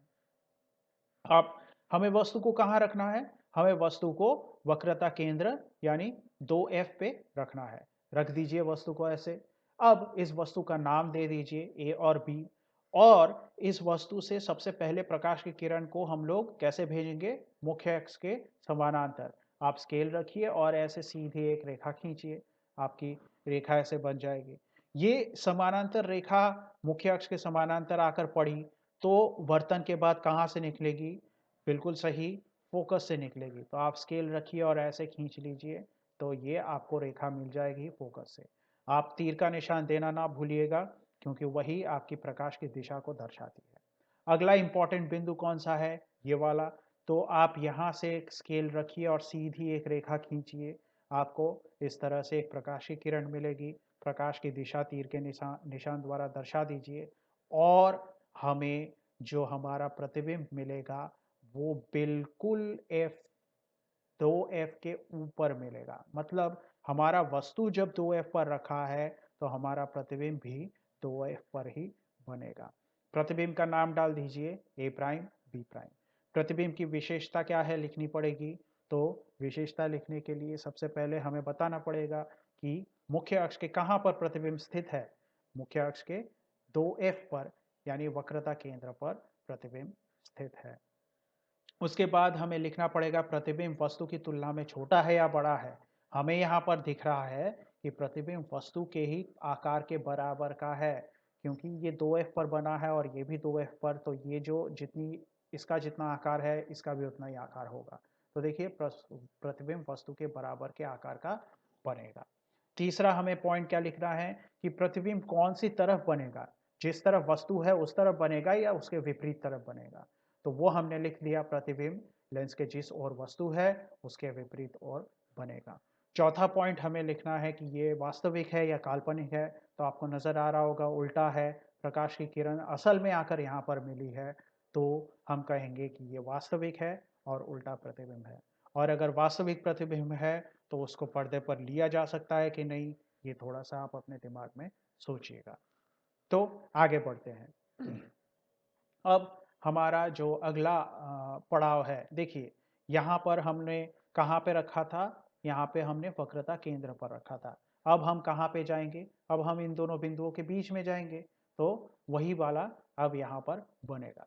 तो देखिए, जब वस्तु वक्रता केंद्र तथा फोकस बिंदु के बीच स्थित है, तो आइए देख लेते हैं। ये हमारा लेंस, इधर से ऐसे हमने लाइन खींचकर उसके बीच में से उतार दिया और मुख्य अक्ष बना लिया और हमने यहाँ पर सबसे पहले प्रकाश केंद्र डाल दिया। यहाँ से थोड़ी सी दूरी पर आपके लिए 2 सेंटीमीटर ठीक रहेगा, या तो फिर ज़्यादा से ज़्यादा 2.5 सेंटीमीटर। तो आप यहाँ पर फोकस 1 यानी पहला फोकस डालिए। उसके बाद 2F वो डाल दीजिए। इधर F2 डालिएगा। सॉरी, ये बार बार इधर गलतियाँ हुई है, वो पिछले ही भाग का कॉपी किया है तो ऐसे आ गया है। आप यहाँ पर इसको याद से F2 कर लीजिएगा, ठीक है? ये भी 2F2 है। अब यहाँ पर हमारा वस्तु कहाँ पे रखा है? वस्तु रखा हुआ है हमारा फोकस वक्रता केंद्र और फोकस बिंदु के बीच में, मतलब यहाँ पे कहीं पे, इधर इन दोनों के बीच में कहीं पे रखा होगा। तो रख दीजिए वस्तु को ऐसे। अब इसका नाम दे दीजिए ए और बी। अब सबसे पहली किरण कैसे आएगी? मुख्य फोकस के समानांतर आएगी, और फिर समानांतर आने के बाद जब ये वर्तन के बाद निकलेगी तो कहाँ से निकलनी चाहिए? क्या आपके दिमाग में आया है कि ये फोकस से निकलेगी? तो बिल्कुल सही आया है। मुख्य अक्ष के समानांतर जब आएगी रेखाएं तो वर्तन के बाद हमेशा फोकस से निकलेंगी। आप स्केल रखिए और ऐसे खींच दीजिए, और इस तरह से आप प्रकाश की किरणों की दिशा को जरूर दिखाइए। उसके बाद अगला पॉइंट कौन सा जरूरी है? यहाँ से, तो यहाँ पर स्केल रखिए और सीधी रेखा खींचिए। क्यों? क्योंकि प्रकाश केंद्र से जाती हुई किरणों को हमें मोड़ने की जरूरत नहीं पड़ती। तो ये ऐसे चली गई, और इस बार भी हमने प्रकाश की किरणों की दिशा को दिखा दिया। देखिए, ये किरणें यहाँ पर वास्तविक रूप से मिल रही हैं, तो यहाँ पर हमें हमारा प्रतिबिंब मिल जाएगा। इसका नाम दे दीजिए ए प्राइम बी प्राइम। प्रतिबिंब की विशेषता लिखनी है तो क्या लिखेंगे? हम लोग सबसे पहले लिखेंगे कि प्रतिबिंब मुख्य अक्ष पर कहाँ बना है। तो हम लोग कहेंगे कि ये कहाँ बना है? वक्रता केंद्र और अनंत के बीच में। इधर इधर अनंत है और इधर वक्रता केंद्र है, तो इसके बीच में हमें प्रतिबिंब बन गया, बनता हुआ दिखेगा। तो ये हमारा वक्रता केंद्र और अनंत के बीच में प्रतिबिंब बना। अब आगे, ये प्रतिबिंब वस्तु के आकार में तुलना में क्या है? बड़ा है, तो वही लिखिए, आकार में बड़ा है। उसके बाद क्या लिखिए? उसके बाद हमें लिखना है कि ये प्रतिबिंब कौन सी ओर बना, जिस तरफ वस्तु है उस ओर बना या जिस तरफ वस्तु नहीं है उस ओर बना। हम लोग लिखेंगे कि ये वस्तु के विपरीत ओर बनेगा। और चौथा पॉइंट, ये काल्पनिक है कि वास्तविक है? हम लोग बोलेंगे कि ये वास्तविक है और उल्टा है। और वास्तविक है तो वो पर्दे पर आएगा या नहीं आएगा, ये आपको पता होना चाहिए। तो आगे बढ़ते हैं। तो आप अपने दिमाग में अब सोचिए कि वस्तु को कहाँ रखा जाना चाहिए। वस्तु को अब हम लोग रखेंगे फोकस बिंदु पर, है ना? तो अब फोकस बिंदु पर वस्तु को रखना है, तो आइए लेंस को देख लेते हैं। ये लेंस, ये इस तरह से हमने बना लिया, इधर से मुख्य अक्ष उतार दिया और हमने प्रकाश केंद्र बना लिया। अब यहाँ पर हमने पहला फोकस डाला, यहाँ पर फोकस का दुगना, फोकस दूरी का दुगना करके वहाँ पे हमने रख दिया। इधर वाला ये F2 है, ठीक है, और ये वाला 2F2। अब हमें वस्तु को रखना है, कहाँ रखना है? फोकस पे रखना है, तो फोकस पे रख दीजिए। फोकस पे रखने के बाद इसका नाम दे दीजिए ए और बी। और अब जरूरी कौन सा है? मुख्य अक्ष के समानांतर वो रेखा आएगी। समानांतर, मुख्य अक्ष के समानांतर है तो वर्तन के बाद क्या होगा? वर्तन के बाद फोकस से ऐसे गुजरेगी। आप अपने स्केल की मदद से बना लीजिए और इसको ऐसे किरणों की दिशा को दिखा दीजिए। और उसके बाद अगली रेखा कहाँ से जाएगी? बिल्कुल सही, वो प्रकाश केंद्र से जाएगी, ऐसे निकल गई। इस बार आपको दिखेगा कि ये रेखा, अगर आपने सही सही माप लिया है तो, ठीक है, तो ये दोनों रेखाएं आपको समानांतर जाती हुई नजर आएंगी। और समानांतर जा रही हैं तो ये दोनों कहीं पे नहीं मिलेंगी, और कहीं भी नहीं मिलेंगी तो हमें इस, ये जो प्रतिबिंब है ये कहाँ पे मिलेगा?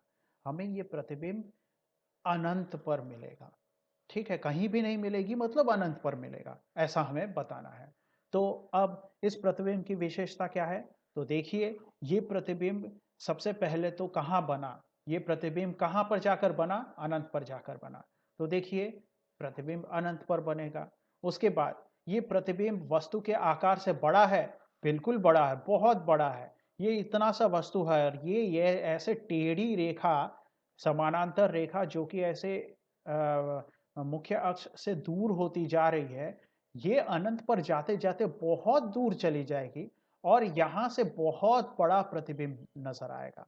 तो इसलिए हमें प्रतिबिंब वस्तु से बहुत बड़ा बनेगा, ये बोलना है। अब तीसरा, प्रतिबिंब किस तरफ बनेगा? लेंस के जिस तरफ वस्तु रखी है या उसके विपरीत तरफ? तो हमें कहना है कि ये विपरीत तरफ बनेगा, तो वो बन गया। अब हम कहेंगे कि ये वास्तविक है क्या नहीं? तो आप देखिए कि ये इस तरफ आ गया है, वस्तु इस तरफ था और रेखाएं इस तरफ जा रही हैं, तो जाहिर सी बात है जो भी प्रतिबिंब बनेगा वो वस्तु जिस तरफ है उसके उल्टी तरफ यानी नीचे की ओर घूमी हुई बनेगी, यानी उल्टा प्रतिबिंब बनेगा। और उल्टा मतलब क्या होता है? वास्तविक प्रतिबिंब होता है। और जब वास्तविक प्रतिबिंब होता है तो उसको हम लोग पर्दे पर बिल्कुल ले सकते हैं। तो प्रतिबिंब वास्तविक तथा उल्टा बनेगा और वो पर्दे पर लिया जा सकेगा। आगे बढ़ते हैं। तो हम लोग कहां तक पहुंच चुके थे? वस्तु को हम लोगों ने फोकस पर रखा था। अब आगे हम देखेंगे कि वस्तु को फोकस बिंदु और प्रकाश केंद्र के बीच रखना है। देखिए, हमारी वस्तु कहां थी? फोकस पर थी। अब ये आगे आ जाएगी और यहां पर यानी फोकस बिंदु और प्रकाश केंद्र के बीच में रहेगी। तो वही हम लोग यहां पे बता रहे हैं। तो हमारे लिए सबसे पहले उत्तल लेंस बन गया और उत्तल लेंस का मुख्य अक्ष बन गया और ये प्रकाश केंद्र भी बन गया। और हमने इस तरह से F1 डाल दिया, तो उसके बाद उस हिसाब से 2F1 डाल दिया, इधर F2 हमने डाल दिया, इधर 2F2 2F2 डाल दिया। अब हमें वस्तु को रखना है, कहाँ रखना है? इन दो बिंदुओं के बीच में कहीं पे रखना है। ये हमने रख दिया। अब सबसे पहली किरण कौन सी जाएगी? नाम दे दिया, सबसे पहली किरण मुख्य अक्ष के समानांतर और वो फोकस से निकल गई। दूसरी किरण कहाँ से जाएगी? ये हमने तीर का निशान दिखा दिया उसकी दिशा दिखाने के लिए। दूसरी किरण इस तरह से हमें प्रकाश केंद्र से जाती हुई नजर आएगी, जो सीधी निकल जाएगी। लेकिन आप देखिए कि ये जो दो किरणें हैं, ये एक दूसरे से दूर जा रही है, मतलब कभी नहीं मिलेंगी। तो अगर ये समानांतर होती तो हम कहते कि ये अनंत पर जाकर मिल रही है, लेकिन ये समानांतर नहीं है, ये एक दूसरे से दूर जा रही है। और एक दूसरे से दूर जा रही है और अगर आप यहां पर अपनी आंखों को रख के इनको देखिएगा तो आपको ऐसा समझ में आएगा, आपको ऐसा लगेगा कि ये किरणें असल में पीछे के किसी बिंदु से आ रही है और वहां पर आपको एक प्रतिबिंब नजर आएगा। ठीक है? आपकी बात समझ में आई? ये इस तरह से एक दूसरे से दूर जा रही है तो कभी मिलेगी नहीं, लेकिन अगर हम यहां से देखें तो हमें ऐसा लगेगा कि ये पीछे से कहीं से आ रही है और वहां पर जहां से हमें लग रहा है कि ये आ रही है, वहां पर हमें हमारी कल्पना में ये दोनों किरणें ऐसे मिलती हुई सी लगेंगी और वहां पर हमें एक प्रतिबिंब नजर आएगा, जो कि हम लोग जिसका नाम ए प्राइम बी प्राइम देंगे। और प्रतिबिंब की विशेषता अब बताएं, तो प्रतिबिंब की विशेषता बताना बहुत आसान है। प्रतिबिंब कहां बना है? प्रतिबिंब अनंत और प्रकाश केंद्र के बीच में बना है, हम ऐसा कहेंगे। क्यों? क्योंकि ये यहां से लेके यहां तक कहीं पे भी बन सकता है, इसकी इसकी कोई निर्दिष्ट जगह नहीं है। तो प्रतिबिंब प्रकाश केंद्र और अनंत के बीच में हमें बनता हुआ दिखेगा, ऐसा लिखना पड़ेगा। उसके बाद प्रतिबिंब वस्तु के आकार से बड़ा होगा कि छोटा होगा? दिख रहा है हमें कि वो बड़ा होगा। उसके बाद प्रतिबिंब किस तरफ बनेगा? सीधी सी बात है, प्रतिबिंब जिस तरफ वस्तु है उसी तरफ बनता हुआ नजर आ रहा है। तो देखिए, प्रतिबिंब लेंस के जिस ओर वस्तु है उसी तरफ बनेगा। और लास्ट में प्रतिबिंब काल्पनिक है या वास्तविक है? तो आपकी कल्पनाओं में ये रेखाएं मिली थी, असली में नहीं मिली थी। तो इसलिए ये वस्तु की का जो प्रतिबिंब बना है ये काल्पनिक प्रतिबिंब है और काल्पनिक होने के लिए कारण ही ये सीधा भी बन गया है, देखिए। और काल्पनिक प्रतिबिंब जो कि सीधा बना है, क्या हम लोग इसको पर्दे पर ले पाएंगे? नहीं ले पाएंगे। ठीक है? तो अगर मैं आपसे एक सवाल बना के पूछूं कि जब उत्तल लेंस के सामने उसके फोकस बिंदु तथा प्रकाश केंद्र के बीच वस्तु को रखा जाए तो जो प्रतिबिंब बनेगा वो हम लोग पर्दे पर ले पाएंगे या नहीं? तो आपको ये समझ में आना चाहिए कि यहाँ पर ये वाले चित्र से आपको सवाल पूछा जा रहा है। ठीक है? आपकी समझ में आ रही होगी बात कि सवाल कैसे बनते हैं। ठीक है? इसीलिए अगर आपने ये समझा नहीं है ठीक से तो आपको ये सवाल कठिन लगेगा। लेकिन आप लोग अगर समझ गए हैं तो आपको पता लगाना पड़ेगा कि पर्दे पर प्रतिबिंब को लेने के लिए हमें वास्तविक प्रतिबिंब की जरूरत पड़ती है। और अगर वस्तु फोकस बिंदु और प्रकाश केंद्र के बीच में रखकर उत्तल लेंस द्वारा प्रतिबिंब बनाया गया है तो वो एक काल्पनिक प्रतिबिंब है। इसलिए आपको तुरंत ही आंसर मिल जाएगा। तो आगे बढ़ते हैं। अब हम लोग देखेंगे कि अवतल लेंस द्वारा जो प्रतिबिंब बनेंगे वो कैसे बनेंगे। अभी तक हम लोगों ने उत्तल लेंस का ही देखा था, ठीक है, उत्तल लेंस का ही देखा था।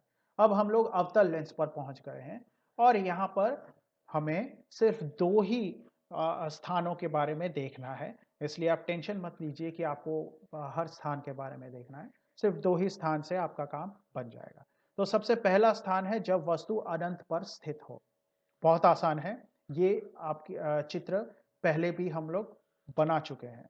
तो देखिए ये हमारा अवतल लेंस है और ये हमने उस पर मुख्य अक्ष बना दिया और इस तरह से अभिलंब बना है तो वहां पर एक प्रकाश केंद्र भी बन गया। अनंत पर स्थित वस्तु मतलब इस तरह से हमारा F1, इस तरह से दो F1, इस तरह से F2, इस तरह से दो F2। अब अनंत पर रखी हुई वस्तु है तो ऐसे कोई प्रकाश की किरण आएगी और पड़ेगी और ऐसे निकल जाएगी, ठीक है। अब आगे और एक प्रकाश की किरण आई, ये हमने दिशा दिखा दी, किरणों की दिशा।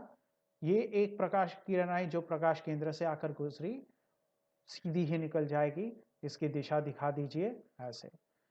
उसके बाद और एक किरण आई, ये भी ऐसे, ये इधर से देखिए, ये फोकस से आई और ऐसे निकल गई। तो आप थोड़ा सा ध्यान दीजिए कि ये वाली जो किरण आ रही थी ये फोकस के तरफ आ रही थी, लेकिन बीच में लेंस आ गया।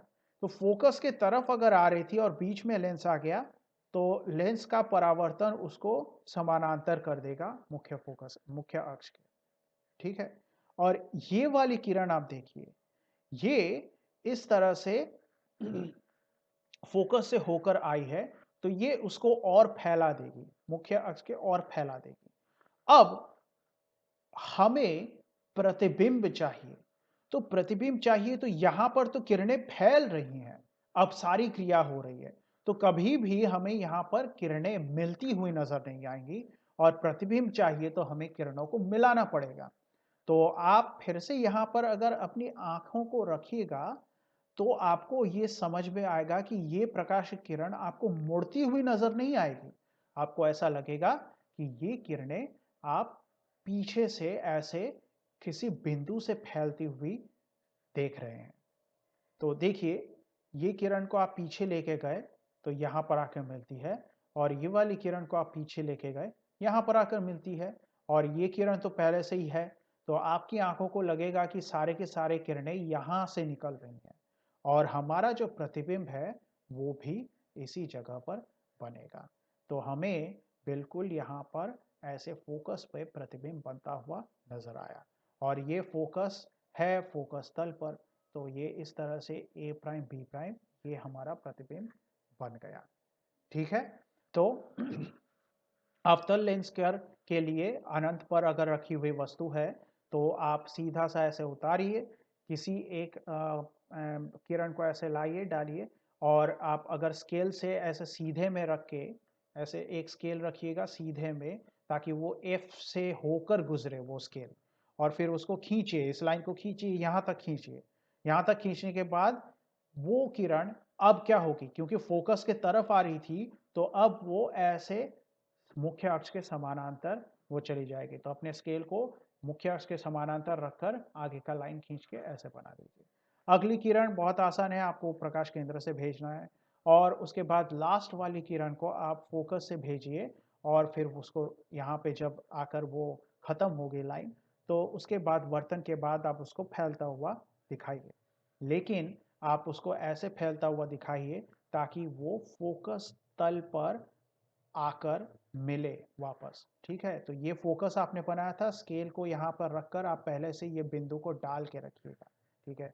देखिए मैं इसको आपको विस्तार से बताता हूँ, देखिए क्योंकि ये चित्र थोड़ा सा बनाने में लोगों को कठिन लगता है तो आप इसको विस्तार से थोड़ा सा सीखिए। देखिए, सबसे पहले हमने मुख्य अक्ष बनाया, उसके बाद हमने ये फोकस यहाँ पे डाला। आप 2-2.5 सेंटीमीटर पे ये फोकस बनाइए।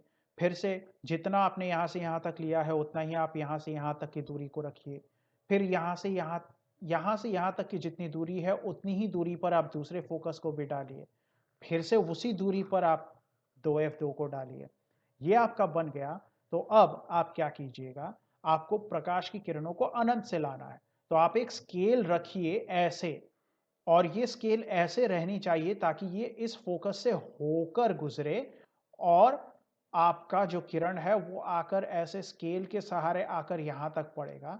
पढ़ने के बाद, वर्तन के बाद आपको उस किरण को समानांतर निकाल देना है, क्योंकि वो फोकस की तरफ आ रहा था, तो वो वर्तन के बाद समानांतर हो जाएगा। तो कुछ इस तरह से आप अपने स्केल की मदद से बना लीजिए, उसकी दिशा को दिखा दीजिए। अगली किरण बहुत आसान है, आपको सीधा प्रकाश केंद्र से निकाल देना है। अब ये जो प्रकाश केंद्र से आपने किरण भेजा है, इस पे आप ऐसे ध्यान दीजिए और इस फोकस के ऊपर से स्केल को ऐसे रखिए। स्केल को ऐसे रखिए। रखने के बाद यहां पे एक बिंदु डालिए।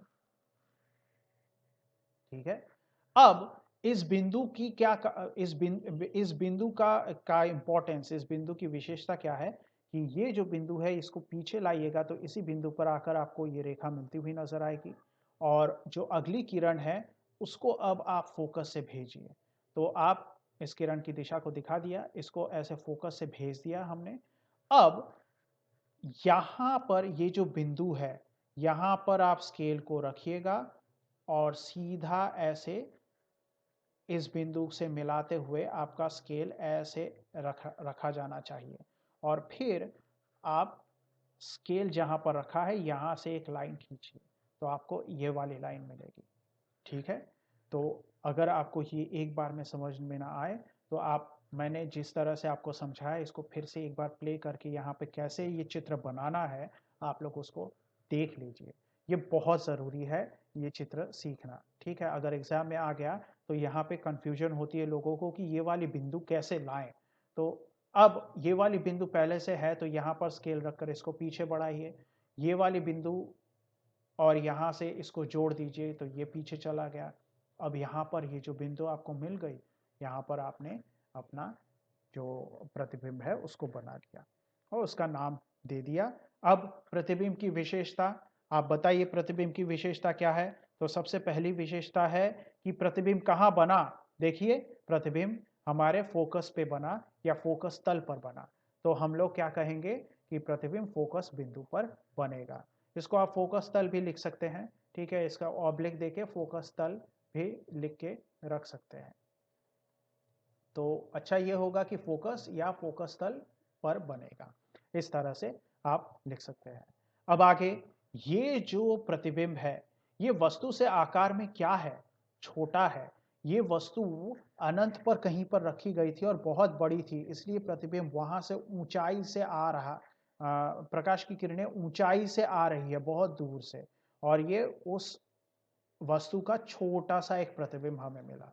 तो हमें वस्तु का प्रतिबिंब जो है वो छोटा बनता हुआ नजर आएगा। तीसरा पॉइंट, प्रतिबिंब कहां बना। लेंस के जिस ओर वस्तु रखी हुई है उसी ओर बना। तो देखिए, जिस ओर वस्तु है उसी तरफ प्रतिबिंब भी बनेगा। और चौथा है कि ये काल्पनिक है कि वास्तविक है।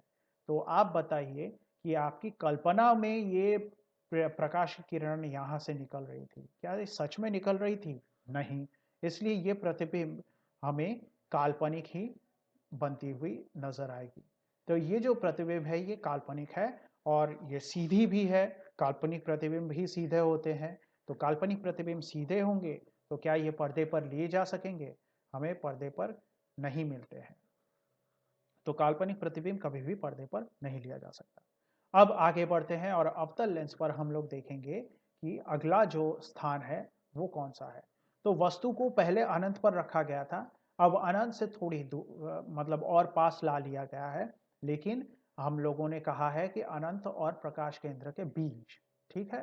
तो हम लोग यहाँ पर किसी फोकस पर नहीं रखेंगे, वक्रता केंद्र पर नहीं रखेंगे, बिल्कुल सीधा सा बोलेंगे कि अनंत और प्रकाश केंद्र के बीच में हमने रख दिया। अवतल लेंस के लिए बस यही दो स्थान हमें जानने हैं, एक है अनंत और दूसरा है अनंत और फोकस केंद्र के बीच। तो बना लेते हैं हमारे चित्र को। इस तरह से हमने लेंस बनाया, इस तरह से हमने उस लेंस के बीच में से एक लाइन खींची और मुख्य अक्ष डाल दिया और हमने प्रकाश केंद्र भी बना लिया। इसके बाद F1 बना, 2F1 बना, F2 बना, 2F2 बना। हमारे लिए अब वस्तु को रखना है कहाँ पर? अनंत और प्रकाश केंद्र के बीच में। तो आप रख दीजिए अनंत अनंत के और प्रकाश केंद्र के बीच में एक जगह पे रख दीजिए। अब इसको नाम करेंगे हम, तो इसका नाम A और B। अब इसके बाद इसको हम लोग प्रकाश की किरणों को भेजेंगे तो सबसे पहले क्या होगी? हमें मुख्य अक्ष के समानांतर आती हुई किरणें नजर आएंगी। मुख्य अक्ष के समानांतर किरण आती है तो वर्तन के बाद वो कहां से जाती है? फोकस से जाती है। लेकिन याद रखिए ये अवतल लेंस है, तो ये अवतल लेंस है तो ये फैलाएगी, तो फोकस से तो जा नहीं पा रही है, लेकिन ऐसा लगेगा कि वो फोकस से निकल रही है। तो हम यहां से यहां तक के लाइन को खींचने के बाद आगे का चित्र कैसे बनाएंगे? आप यहां पर एक स्केल रखिए, ऐसे ऐसे एक स्केल रखिए।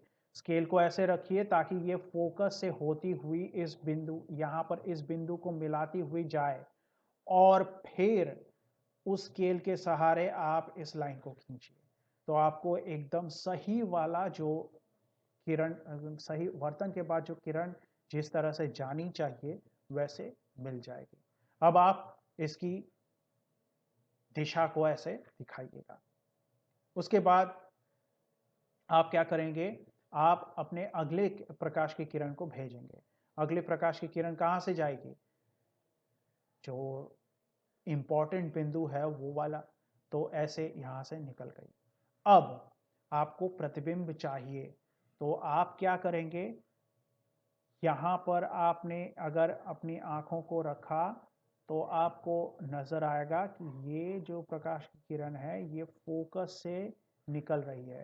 तो आप यहां से एक, पहले इसकी किरण की दिशा को दर्शा दीजिए और फिर इस तरह से ऐसे आप एक टूटी हुई रेखा में ऐसे दिखाइए कि आपकी कल्पना में ये प्रकाश की किरण ऐसे निकली। तो आपको दिखेगा कि ये जो बिंदु है यहाँ पर ये दो किरणें ऐसे मिलती हुई प्रतीत हो रही है। आपको ऐसा लगेगा, सही में नहीं मिल रही है क्योंकि ये तो कल्पना में है, तो आपको ऐसा लगेगा कि यहाँ पे मिल रही है। और इसी जगह पे हमें एक छोटा सा प्रतिबिंब मिल जाएगा और उसको हम लोग नाम देंगे A प्राइम B प्राइम। इसकी विशेषता क्या होगी? बहुत आसान है। तो प्रतिबिंब की विशेषता कहाँ होगी? ये प्रतिबिंब फोकस और प्रकाश केंद्र के बीच में बना है, तो आप लिख दीजिए उसको। उसके बाद क्या करेंगे? इसकी तुलना में ये जो प्रतिबिंब है ये क्या है? छोटा है वस्तु की तुलना में। उसके बाद क्या लिखेंगे कि प्रतिबिंब किस तरफ बना? जिस तरफ वस्तु है लेंस के उसी तरफ बना है, आप लिख दीजिए। प्रतिबिंब सीधा है और क्या है? काल्पनिक है, वो भी लिख दीजिए। और काल्पनिक प्रतिबिंब क्या स्क्रीन पर यानी पर्दे पर लिया जा सकता है? सवाल है आपके लिए, आपको मैंने बहुत बार बता दिया है। आगे अब हम लोग उत्तल लेंस द्वारा बने प्रतिबिंब को एक टेबल पे लिख देते हैं। ये अगर आप मान लीजिए कि बहुत छोटे समय में रिवीजन देना चाहते हैं तो उसके लिए ये बहुत इम्पोर्टेंट है। यहाँ पे जितनी भी पढ़ाई होनी थी मैंने करा दी है, ये तो बस एक आपके रिवीजन के लिए मैंने एक टेबल बना दिया है। तो देखिए उत्तल लेंस के लिए जब वस्तु की स्थिति आप अनंत पर रखिए, प्रतिबिंब कहाँ पर मिलेगा? F पर मिलेगा। प्रतिबिंब की प्रकृति कैसे होगी? वास्तविक और उल्टा। प्रतिबिंब का आकार कैसे होगा? छोटा होगा या बड़ा होगा? यहाँ पे बहुत छोटा होगा। तो हर जगह के लिए मैंने आपके लिए लिख के टेबल पे डाल दिया है। आप इस टेबल को रिवीजन के लिए इस्तेमाल कीजिएगा, इसको रटने में इस्तेमाल मत कीजिए। अगर आप रटने में इस्तेमाल करेंगे तो ये आपसे गलत हो सकता है। आप इसको समझ के उसके बाद इस टेबल को पढ़िएगा। हाँ, अगर ऐसा हो कि आप आपकी प्रैक्टिस नहीं हुई है तो आप इसको रटने में इस्तेमाल कर सकते हैं, लेकिन वो सही तरीका नहीं होता है पढ़ाई का। ठीक है, तो आपकी सुविधा के लिए मैंने ये टेबल दे दिया है। ये रिवीजन, जल्दी से रिवीजन के लिए बहुत उपयोगी है। ठीक उसी तरह से अवतल लेंस के लिए भी जो टेबल बनता है वो भी मैंने आपको दे दिया है। जो दो स्थिति के लिए टेबल बना था, एक अनंत पर वस्तु को रखा गया था और एक अनंत और प्रकाश केंद्र के बीच, तो उसके लिए प्रतिबिंब की स्थिति, प्रकृति और आकार मैंने यहाँ पर आपके लिए डाल दी है। अब आगे बढ़ते हैं और देखते हैं कि लेंस की क्षमता ये क्या है। देखिए, लेंस का सबसे ज्यादा इस्तेमाल कैसे होता है। लेंस का सबसे ज्यादा इस्तेमाल, जैसे कि मेरे आंखों में चश्मा है, लेंस का इस्तेमाल उसमें सबसे ज्यादा हम लोगों को होता हुआ दिखता है। बाकी बहुत जगहों पर लेंस का इस्तेमाल होता है। गाड़ियों में लेंस का इस्तेमाल होता है, ठीक है। उसके बाद टेलीस्कोप में लेंस का इस्तेमाल होता है, माइक्रोस्कोप में लेंस का इस्तेमाल होता है। लेकिन हम लोग हमारे साधारण जीवन में सबसे ज़्यादा इस्तेमाल होते हुए क्या देखते हैं, आँखों में चश्मा जो रहता है उसमें लेंस का इस्तेमाल होता हुआ हम लोगों को नज़र आता है। अब हम लोगों ने ये बहुत बार सुना है कि जो पावर है किसी के चश्मे का वो बहुत ज़्यादा है या बहुत कम है या जो भी है। और हम लोग ये भी सुनते हैं कि प्लस में पावर है, माइनस में पावर है, ये सब सुनते हैं। तो ये लेंस की जो पावर है या जो लेंस की क्षमता है वो असल में है क्या। तो देखिए, पावरफुल लेंस मतलब होता है कि मान लीजिए ये एक हमारा उत्तल लेंस है और ये उसका मुख्य अक्ष है। तो लेंस, अगर मान लीजिए एक लेंस है जिसमें से प्रकाश की किरण ऐसे आई और मुड़ के ऐसे गिरी, तो हमें पता है कि ये फोकस बिंदु पर आएगी।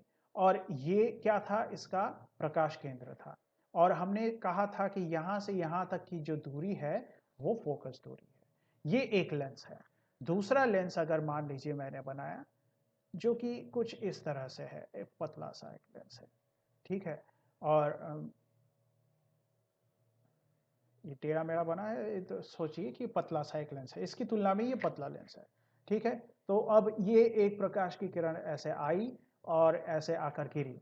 अब हम लोग ये देखेंगे कि मोटा जितना लेंस होगा उतना जल्दी ये मुख्य अक्ष पर आकर मिल जाएगी, और जितना पतला लेंस होगा उतना ही देर से ये मुख्य अक्ष पर आकर मिलेगी।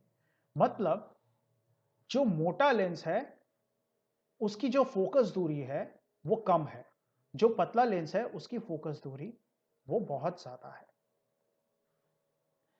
तो पावर का मतलब होता है कितनी जल्दी कोई लेंस प्रकाश की किरण को मुख्य अक्ष के साथ आकर लाकर मिला देती है, ठीक है। अब ये तो हो गया उत्तल लेंस के लिए। अगर मैं अवतल लेंस की बात करूं तो अवतल लेंस का पावर होगा कि ये कितना ज्यादा फैला सकती है। तो देखिए, कितना ज्यादा फैलाएगी उतना, अगर मैं इसको पीछे की तरफ बुलाऊं, मतलब इसको थोड़ा सा पीछे की तरफ इसको ऐसे बढ़ाकर अगर मैं लिखूं, तो मेरा F यहाँ पे आएगा और जो प्रकाश केंद्र है वो, तो देखिए यहां से यहां तक की दूरी हम लोग कहेंगे फोकस दूरी। अगर ये लेंस मान लीजिए पतला सा है, इसकी तरह मोटा नहीं, तो ये जो फैलाव है वो कम हो जाएगा। और इसको अगर मैं पीछे बढ़ाऊंगा तो ये फोकस इधर आएगा। तो अब देखिए, प्रकाश केंद्र और फोकस के बीच की दूरी ये भी बढ़ गई फिर से। तो बात वही है कि कितना कितनी तेजी से ये फैला पा रही है। अवतल लेंस के लिए क्षमता का मतलब कितनी तेजी से ये फैला पा रही है, और उत्तल लेंस के लिए क्षमता का मतलब है कि कितनी तेजी से वो मिला पा रही है मुख्य अक्ष पर। तो इसका मतलब क्या हुआ, इसका मतलब दोनों में ही हमें क्या दिख रहा है कि अगर पावर ज्यादा है तो जो फोकस दूरी है वो छोटी हो जाती है, ठीक है। तो लेंस का पावर अगर हमें मापना है तो उसको फोकस दूरी के लंबाई के आधार पे मापना पड़ता है, ठीक है।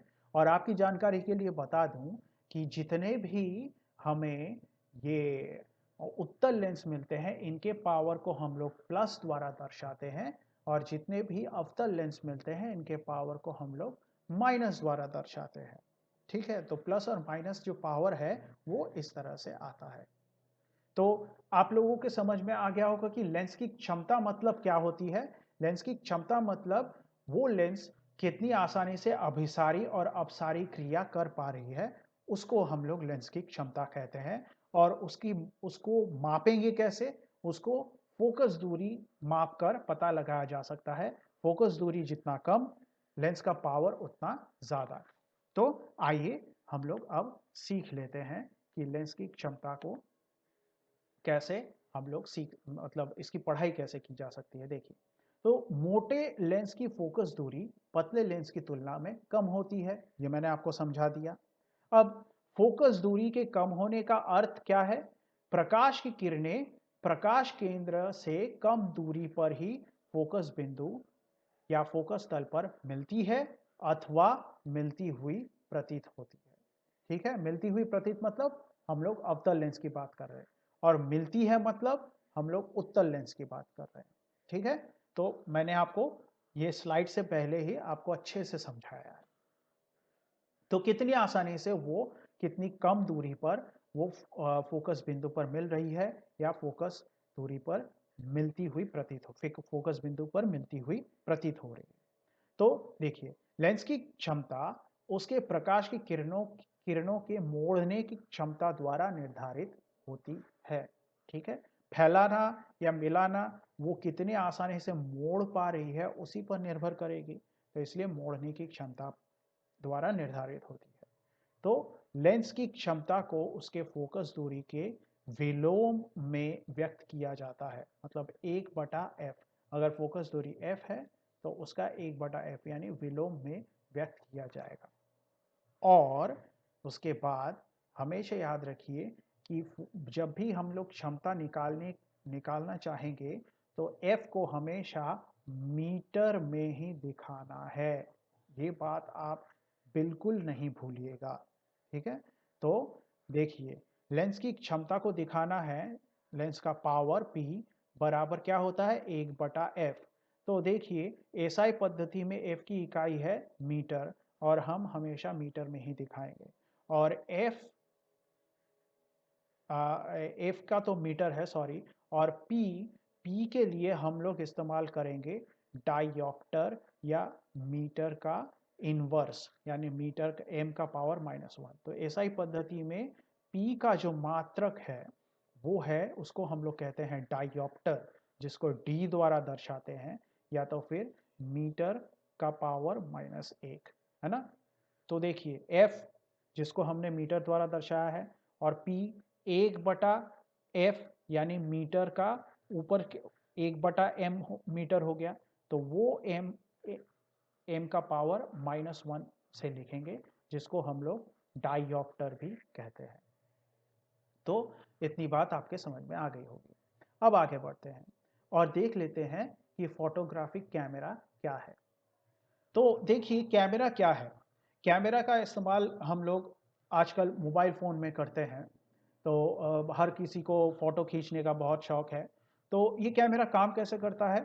कुछ नहीं, यहाँ पर हम लोगों को हमारे जो सेंसर है, जो कि यहाँ पर एक पर्दे के रूप में काम करता है, जो क्योंकि हर कोई फ़ोन का कैमरा इस्तेमाल करता है ज़्यादातर, तो हम लोग उसी का उदाहरण लेंगे। तो फ़ोन का जो सेंसर है वो यहाँ पर एक पर्दे के रूप में काम करता है, और जो प्रतिबिंब आपको पर्दे के ऊपर मिलेगा, वही प्रतिबिंब को वो मेमोरी कार्ड में रिकॉर्ड कर लेता है। तो कैमरा कुछ नहीं है, कैमरा एक यंत्र है जिसकी मदद से हम लोग किसी वस्तु के प्रतिबिंब को कैद करते हैं। ठीक है, तो देखिए, फोटोग्राफिक कैमरा क्या है? एक प्रकाशीय यंत्र है जिसके द्वारा किसी वस्तु के प्रतिबिंब को प्रकाश की उपस्थिति में पर्दे पर हम लोग कैद कर सकते हैं, यानी कैद किया जा सकता है। ठीक है, तो प्रकाश की उपस्थिति जरूरी है, इसीलिए हमें कैमरे में फ्लैश लगाना पड़ता है, या तो फिर फ्लैश देना पड़ता है, या लाइट लगाना पड़ता है, या दिन में फोटोग्राफी करनी पड़ती है।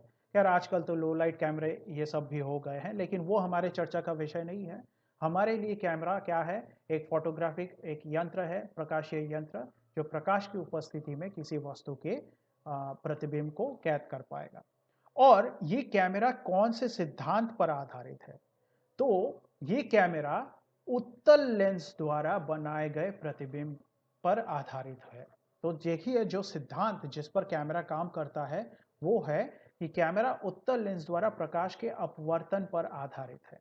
अब ये जो कैमरा है, कैमरे में जो प्रतिबिंब है वो बनेगा कैसे? तो याद रखिए, हमेशा कैमरे के लिए जो वस्तु है वो वक्रता केंद्र और अनंत के बीच में रहती है। ठीक है? कैसे? आप लोग चित्र से देखिए देखिए, ये मान लीजिए कैमरे का लेंस है और ये इस तरह से हमने मुख्य अक्ष बना लिया। अब इस लेंस का कुछ एक फोकस होगा, तो ये हमने प्रकाश केंद्र डाला, ये फोकस का दुगना यानी 2f1। तो यहां पर हमारा क्या है? यहां पर वक्रता केंद्र है या तो फिर फोकस का दुगना है। अब ध्यान दीजिए कि यहां से यहां तक लेंस क्या इस्तेमाल हुआ है, उस हिसाब से हमें फोकस दूरी पता है ना?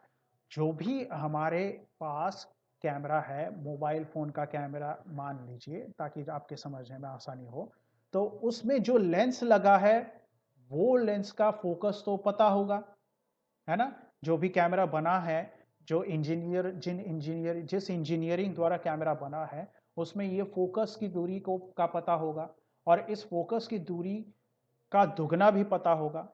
और इसको इस तरह से बनाया जाता है ताकि आप कैमरा वस्तु के कितने भी पास लेके जाए, आपका वस्तु हमेशा 2f से दूर ही रहेगा, कभी भी यहां नहीं आएगा।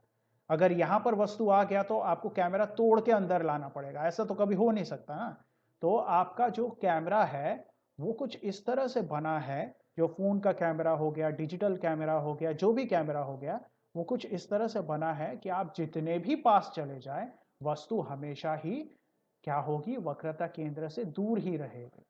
तो आपकी वस्तु यहां पे कहीं पे है और इधर से कैमरे का मतलब लेंस का इधर वाला f2, ये 2f2। अब देखिए, हमारा वस्तु जो है, हमारी वस्तु ये वक्रता केंद्र के इस पार है और यहां से हमने वस्तु को नाम दे दिया और इधर से ऐसे हमारे प्रकाश की किरण आई, तो ये समानांतर आई। ये चित्र हम लोग बना चुके हैं, ये समानांतर आई तो ये इस तरह से फोकस से होकर निकल जाएगी। हम लोग प्रकाश की किरणों की दिशा दिखा देते हैं। फिर अगली किरण कहाँ से जाएगी? बहुत बार ये चित्र बना है, प्रकाश केंद्र से जाएगी, ऐसे चली गई, ये प्रकाश की दिशा हमने दिखा दी और जहां पर ये मिली वहां पर हमें हमारा क्या मिल गया? प्रतिबिंब मिल गया। ध्यान दीजिए, क्योंकि ये वक्रता केंद्र के इस पार कहीं पर है, तो हमेशा हमें जो प्रतिबिंब मिलेगा वो इन दोनों के बीच ही मिलेगा। इसका मतलब हमारे स्क्रीन पर, हमारा जो स्क्रीन है वो यहाँ पर ही एडजस्ट होगा, इस पर ही स्क्रीन आगे पीछे होता रहेगा और हमारे जो प्रतिबिंब है वो यहीं पर बनेगा, कहीं पीछे नहीं, कहीं आगे नहीं। इसलिए हमें हमेशा ही चित्र बनता हुआ नजर आएगा। तो इस तरह से हमें फोटोग्राफिक कैमरे में कैसे प्रतिबिंब मिलता है वो समझ में आ जाना चाहिए। तो ये हमने हमारे प्रतिबिंब का नाम दे दिया ए प्राइम बी प्राइम।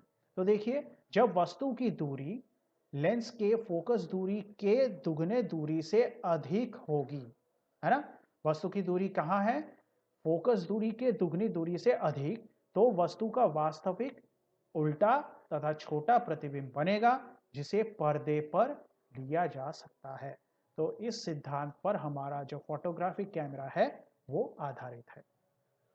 तो अब हम लोग आगे जाएंगे और देखेंगे कि एक छोटा सा गणित है। छोटा सा गणित किसके ऊपर? हमारे लेंस की क्षमता के ऊपर। उसको हम लोग कर लेते हैं ताकि एग्जाम में अगर आए तो हमसे ये सवाल ना छूटे। बहुत आसान है। तो देखिए, किसी लेंस की फोकस दूरी अगर 30 सेंटीमीटर है तो लेंस की क्षमता ज्ञात कीजिए। ठीक है? तो मैंने आपको इसके पहले भी गणित कराते समय समझाया था कि जो भी दी गई जानकारी है आप पहले उसको लिखिए। तो आपकी यहाँ पे दी गई जानकारी क्या है कि फोकस दूरी कितनी है, 30 सेंटीमीटर। मैंने आपको थोड़ी देर पहले बताया कि हमेशा फोकस दूरी को आप मीटर में बदल लीजिएगा। अगर आपने ये नहीं किया तो आपसे गलती हो जाएगी, आपका आंसर कभी ठीक नहीं आएगा। इसलिए फोकस दूरी को आप मीटर में बदलिए जब आपको लेंस की क्षमता निकालनी है तब। तो आप इसको मीटर में बदलिए। 30 सेंटीमीटर को मीटर में बदलेंगे तो 0.3 मीटर होता है। कैसे? ये 30 सेंटीमीटर उसको 100 से भाग देना पड़ेगा, तो हमें यहाँ पर ऐसे इतना मीटर मिलेगा। ठीक है, तो जिन लोगों को परेशानी हो रही है कि सेंटीमीटर से मीटर कैसे गया, 100 से भाग दे के गया है, और अगर आपको ये समझ में नहीं आ रहा है कि सेंटीमीटर से मीटर जाने में 100 से भाग देना पड़ता है, तो आप मैथ में जो किलो, हेक्टो, डेका, मी उसमें जो बदलते हैं उसको एक और बार रिवीजन दे दीजिएगा। ठीक है, ये बहुत आसान है, लेकिन फिर भी बहुत लोगों को यहाँ पे परेशानी होती है, तो इसको ध्यान से आप सीखिएगा। तो हालांकि आप याद रखिए कि सेंटीमीटर से मीटर जाना है, 100 से बांटना पड़ेगा। तो आपको मिल गया कि 0.3 मीटर यहाँ पे आता है। अब आगे हमने सीखा क्या था कि हमें क्षमता ज्ञात करनी है, यानी P ज्ञात करनी है, और उसका फॉर्मूला क्या था, P बराबर 1/f। तो हम लोग यहाँ पर क्षमता ज्ञात करनी है और उसका फॉर्मूला क्या है, P बराबर 1/f। तो क्योंकि P बराबर 1/f होता है, तो अब हम लोग यहाँ पर मान बैठाएंगे। तो यहाँ पर हमने P का मान, P बराबर 1/f की जगह पे क्या बैठाया, 0.3। और ये मीटर नीचे है, तो मीटर नीचे है तो इसको ऊपर लिखना है, तो m का पावर -1 लिखना पड़ा, है ना।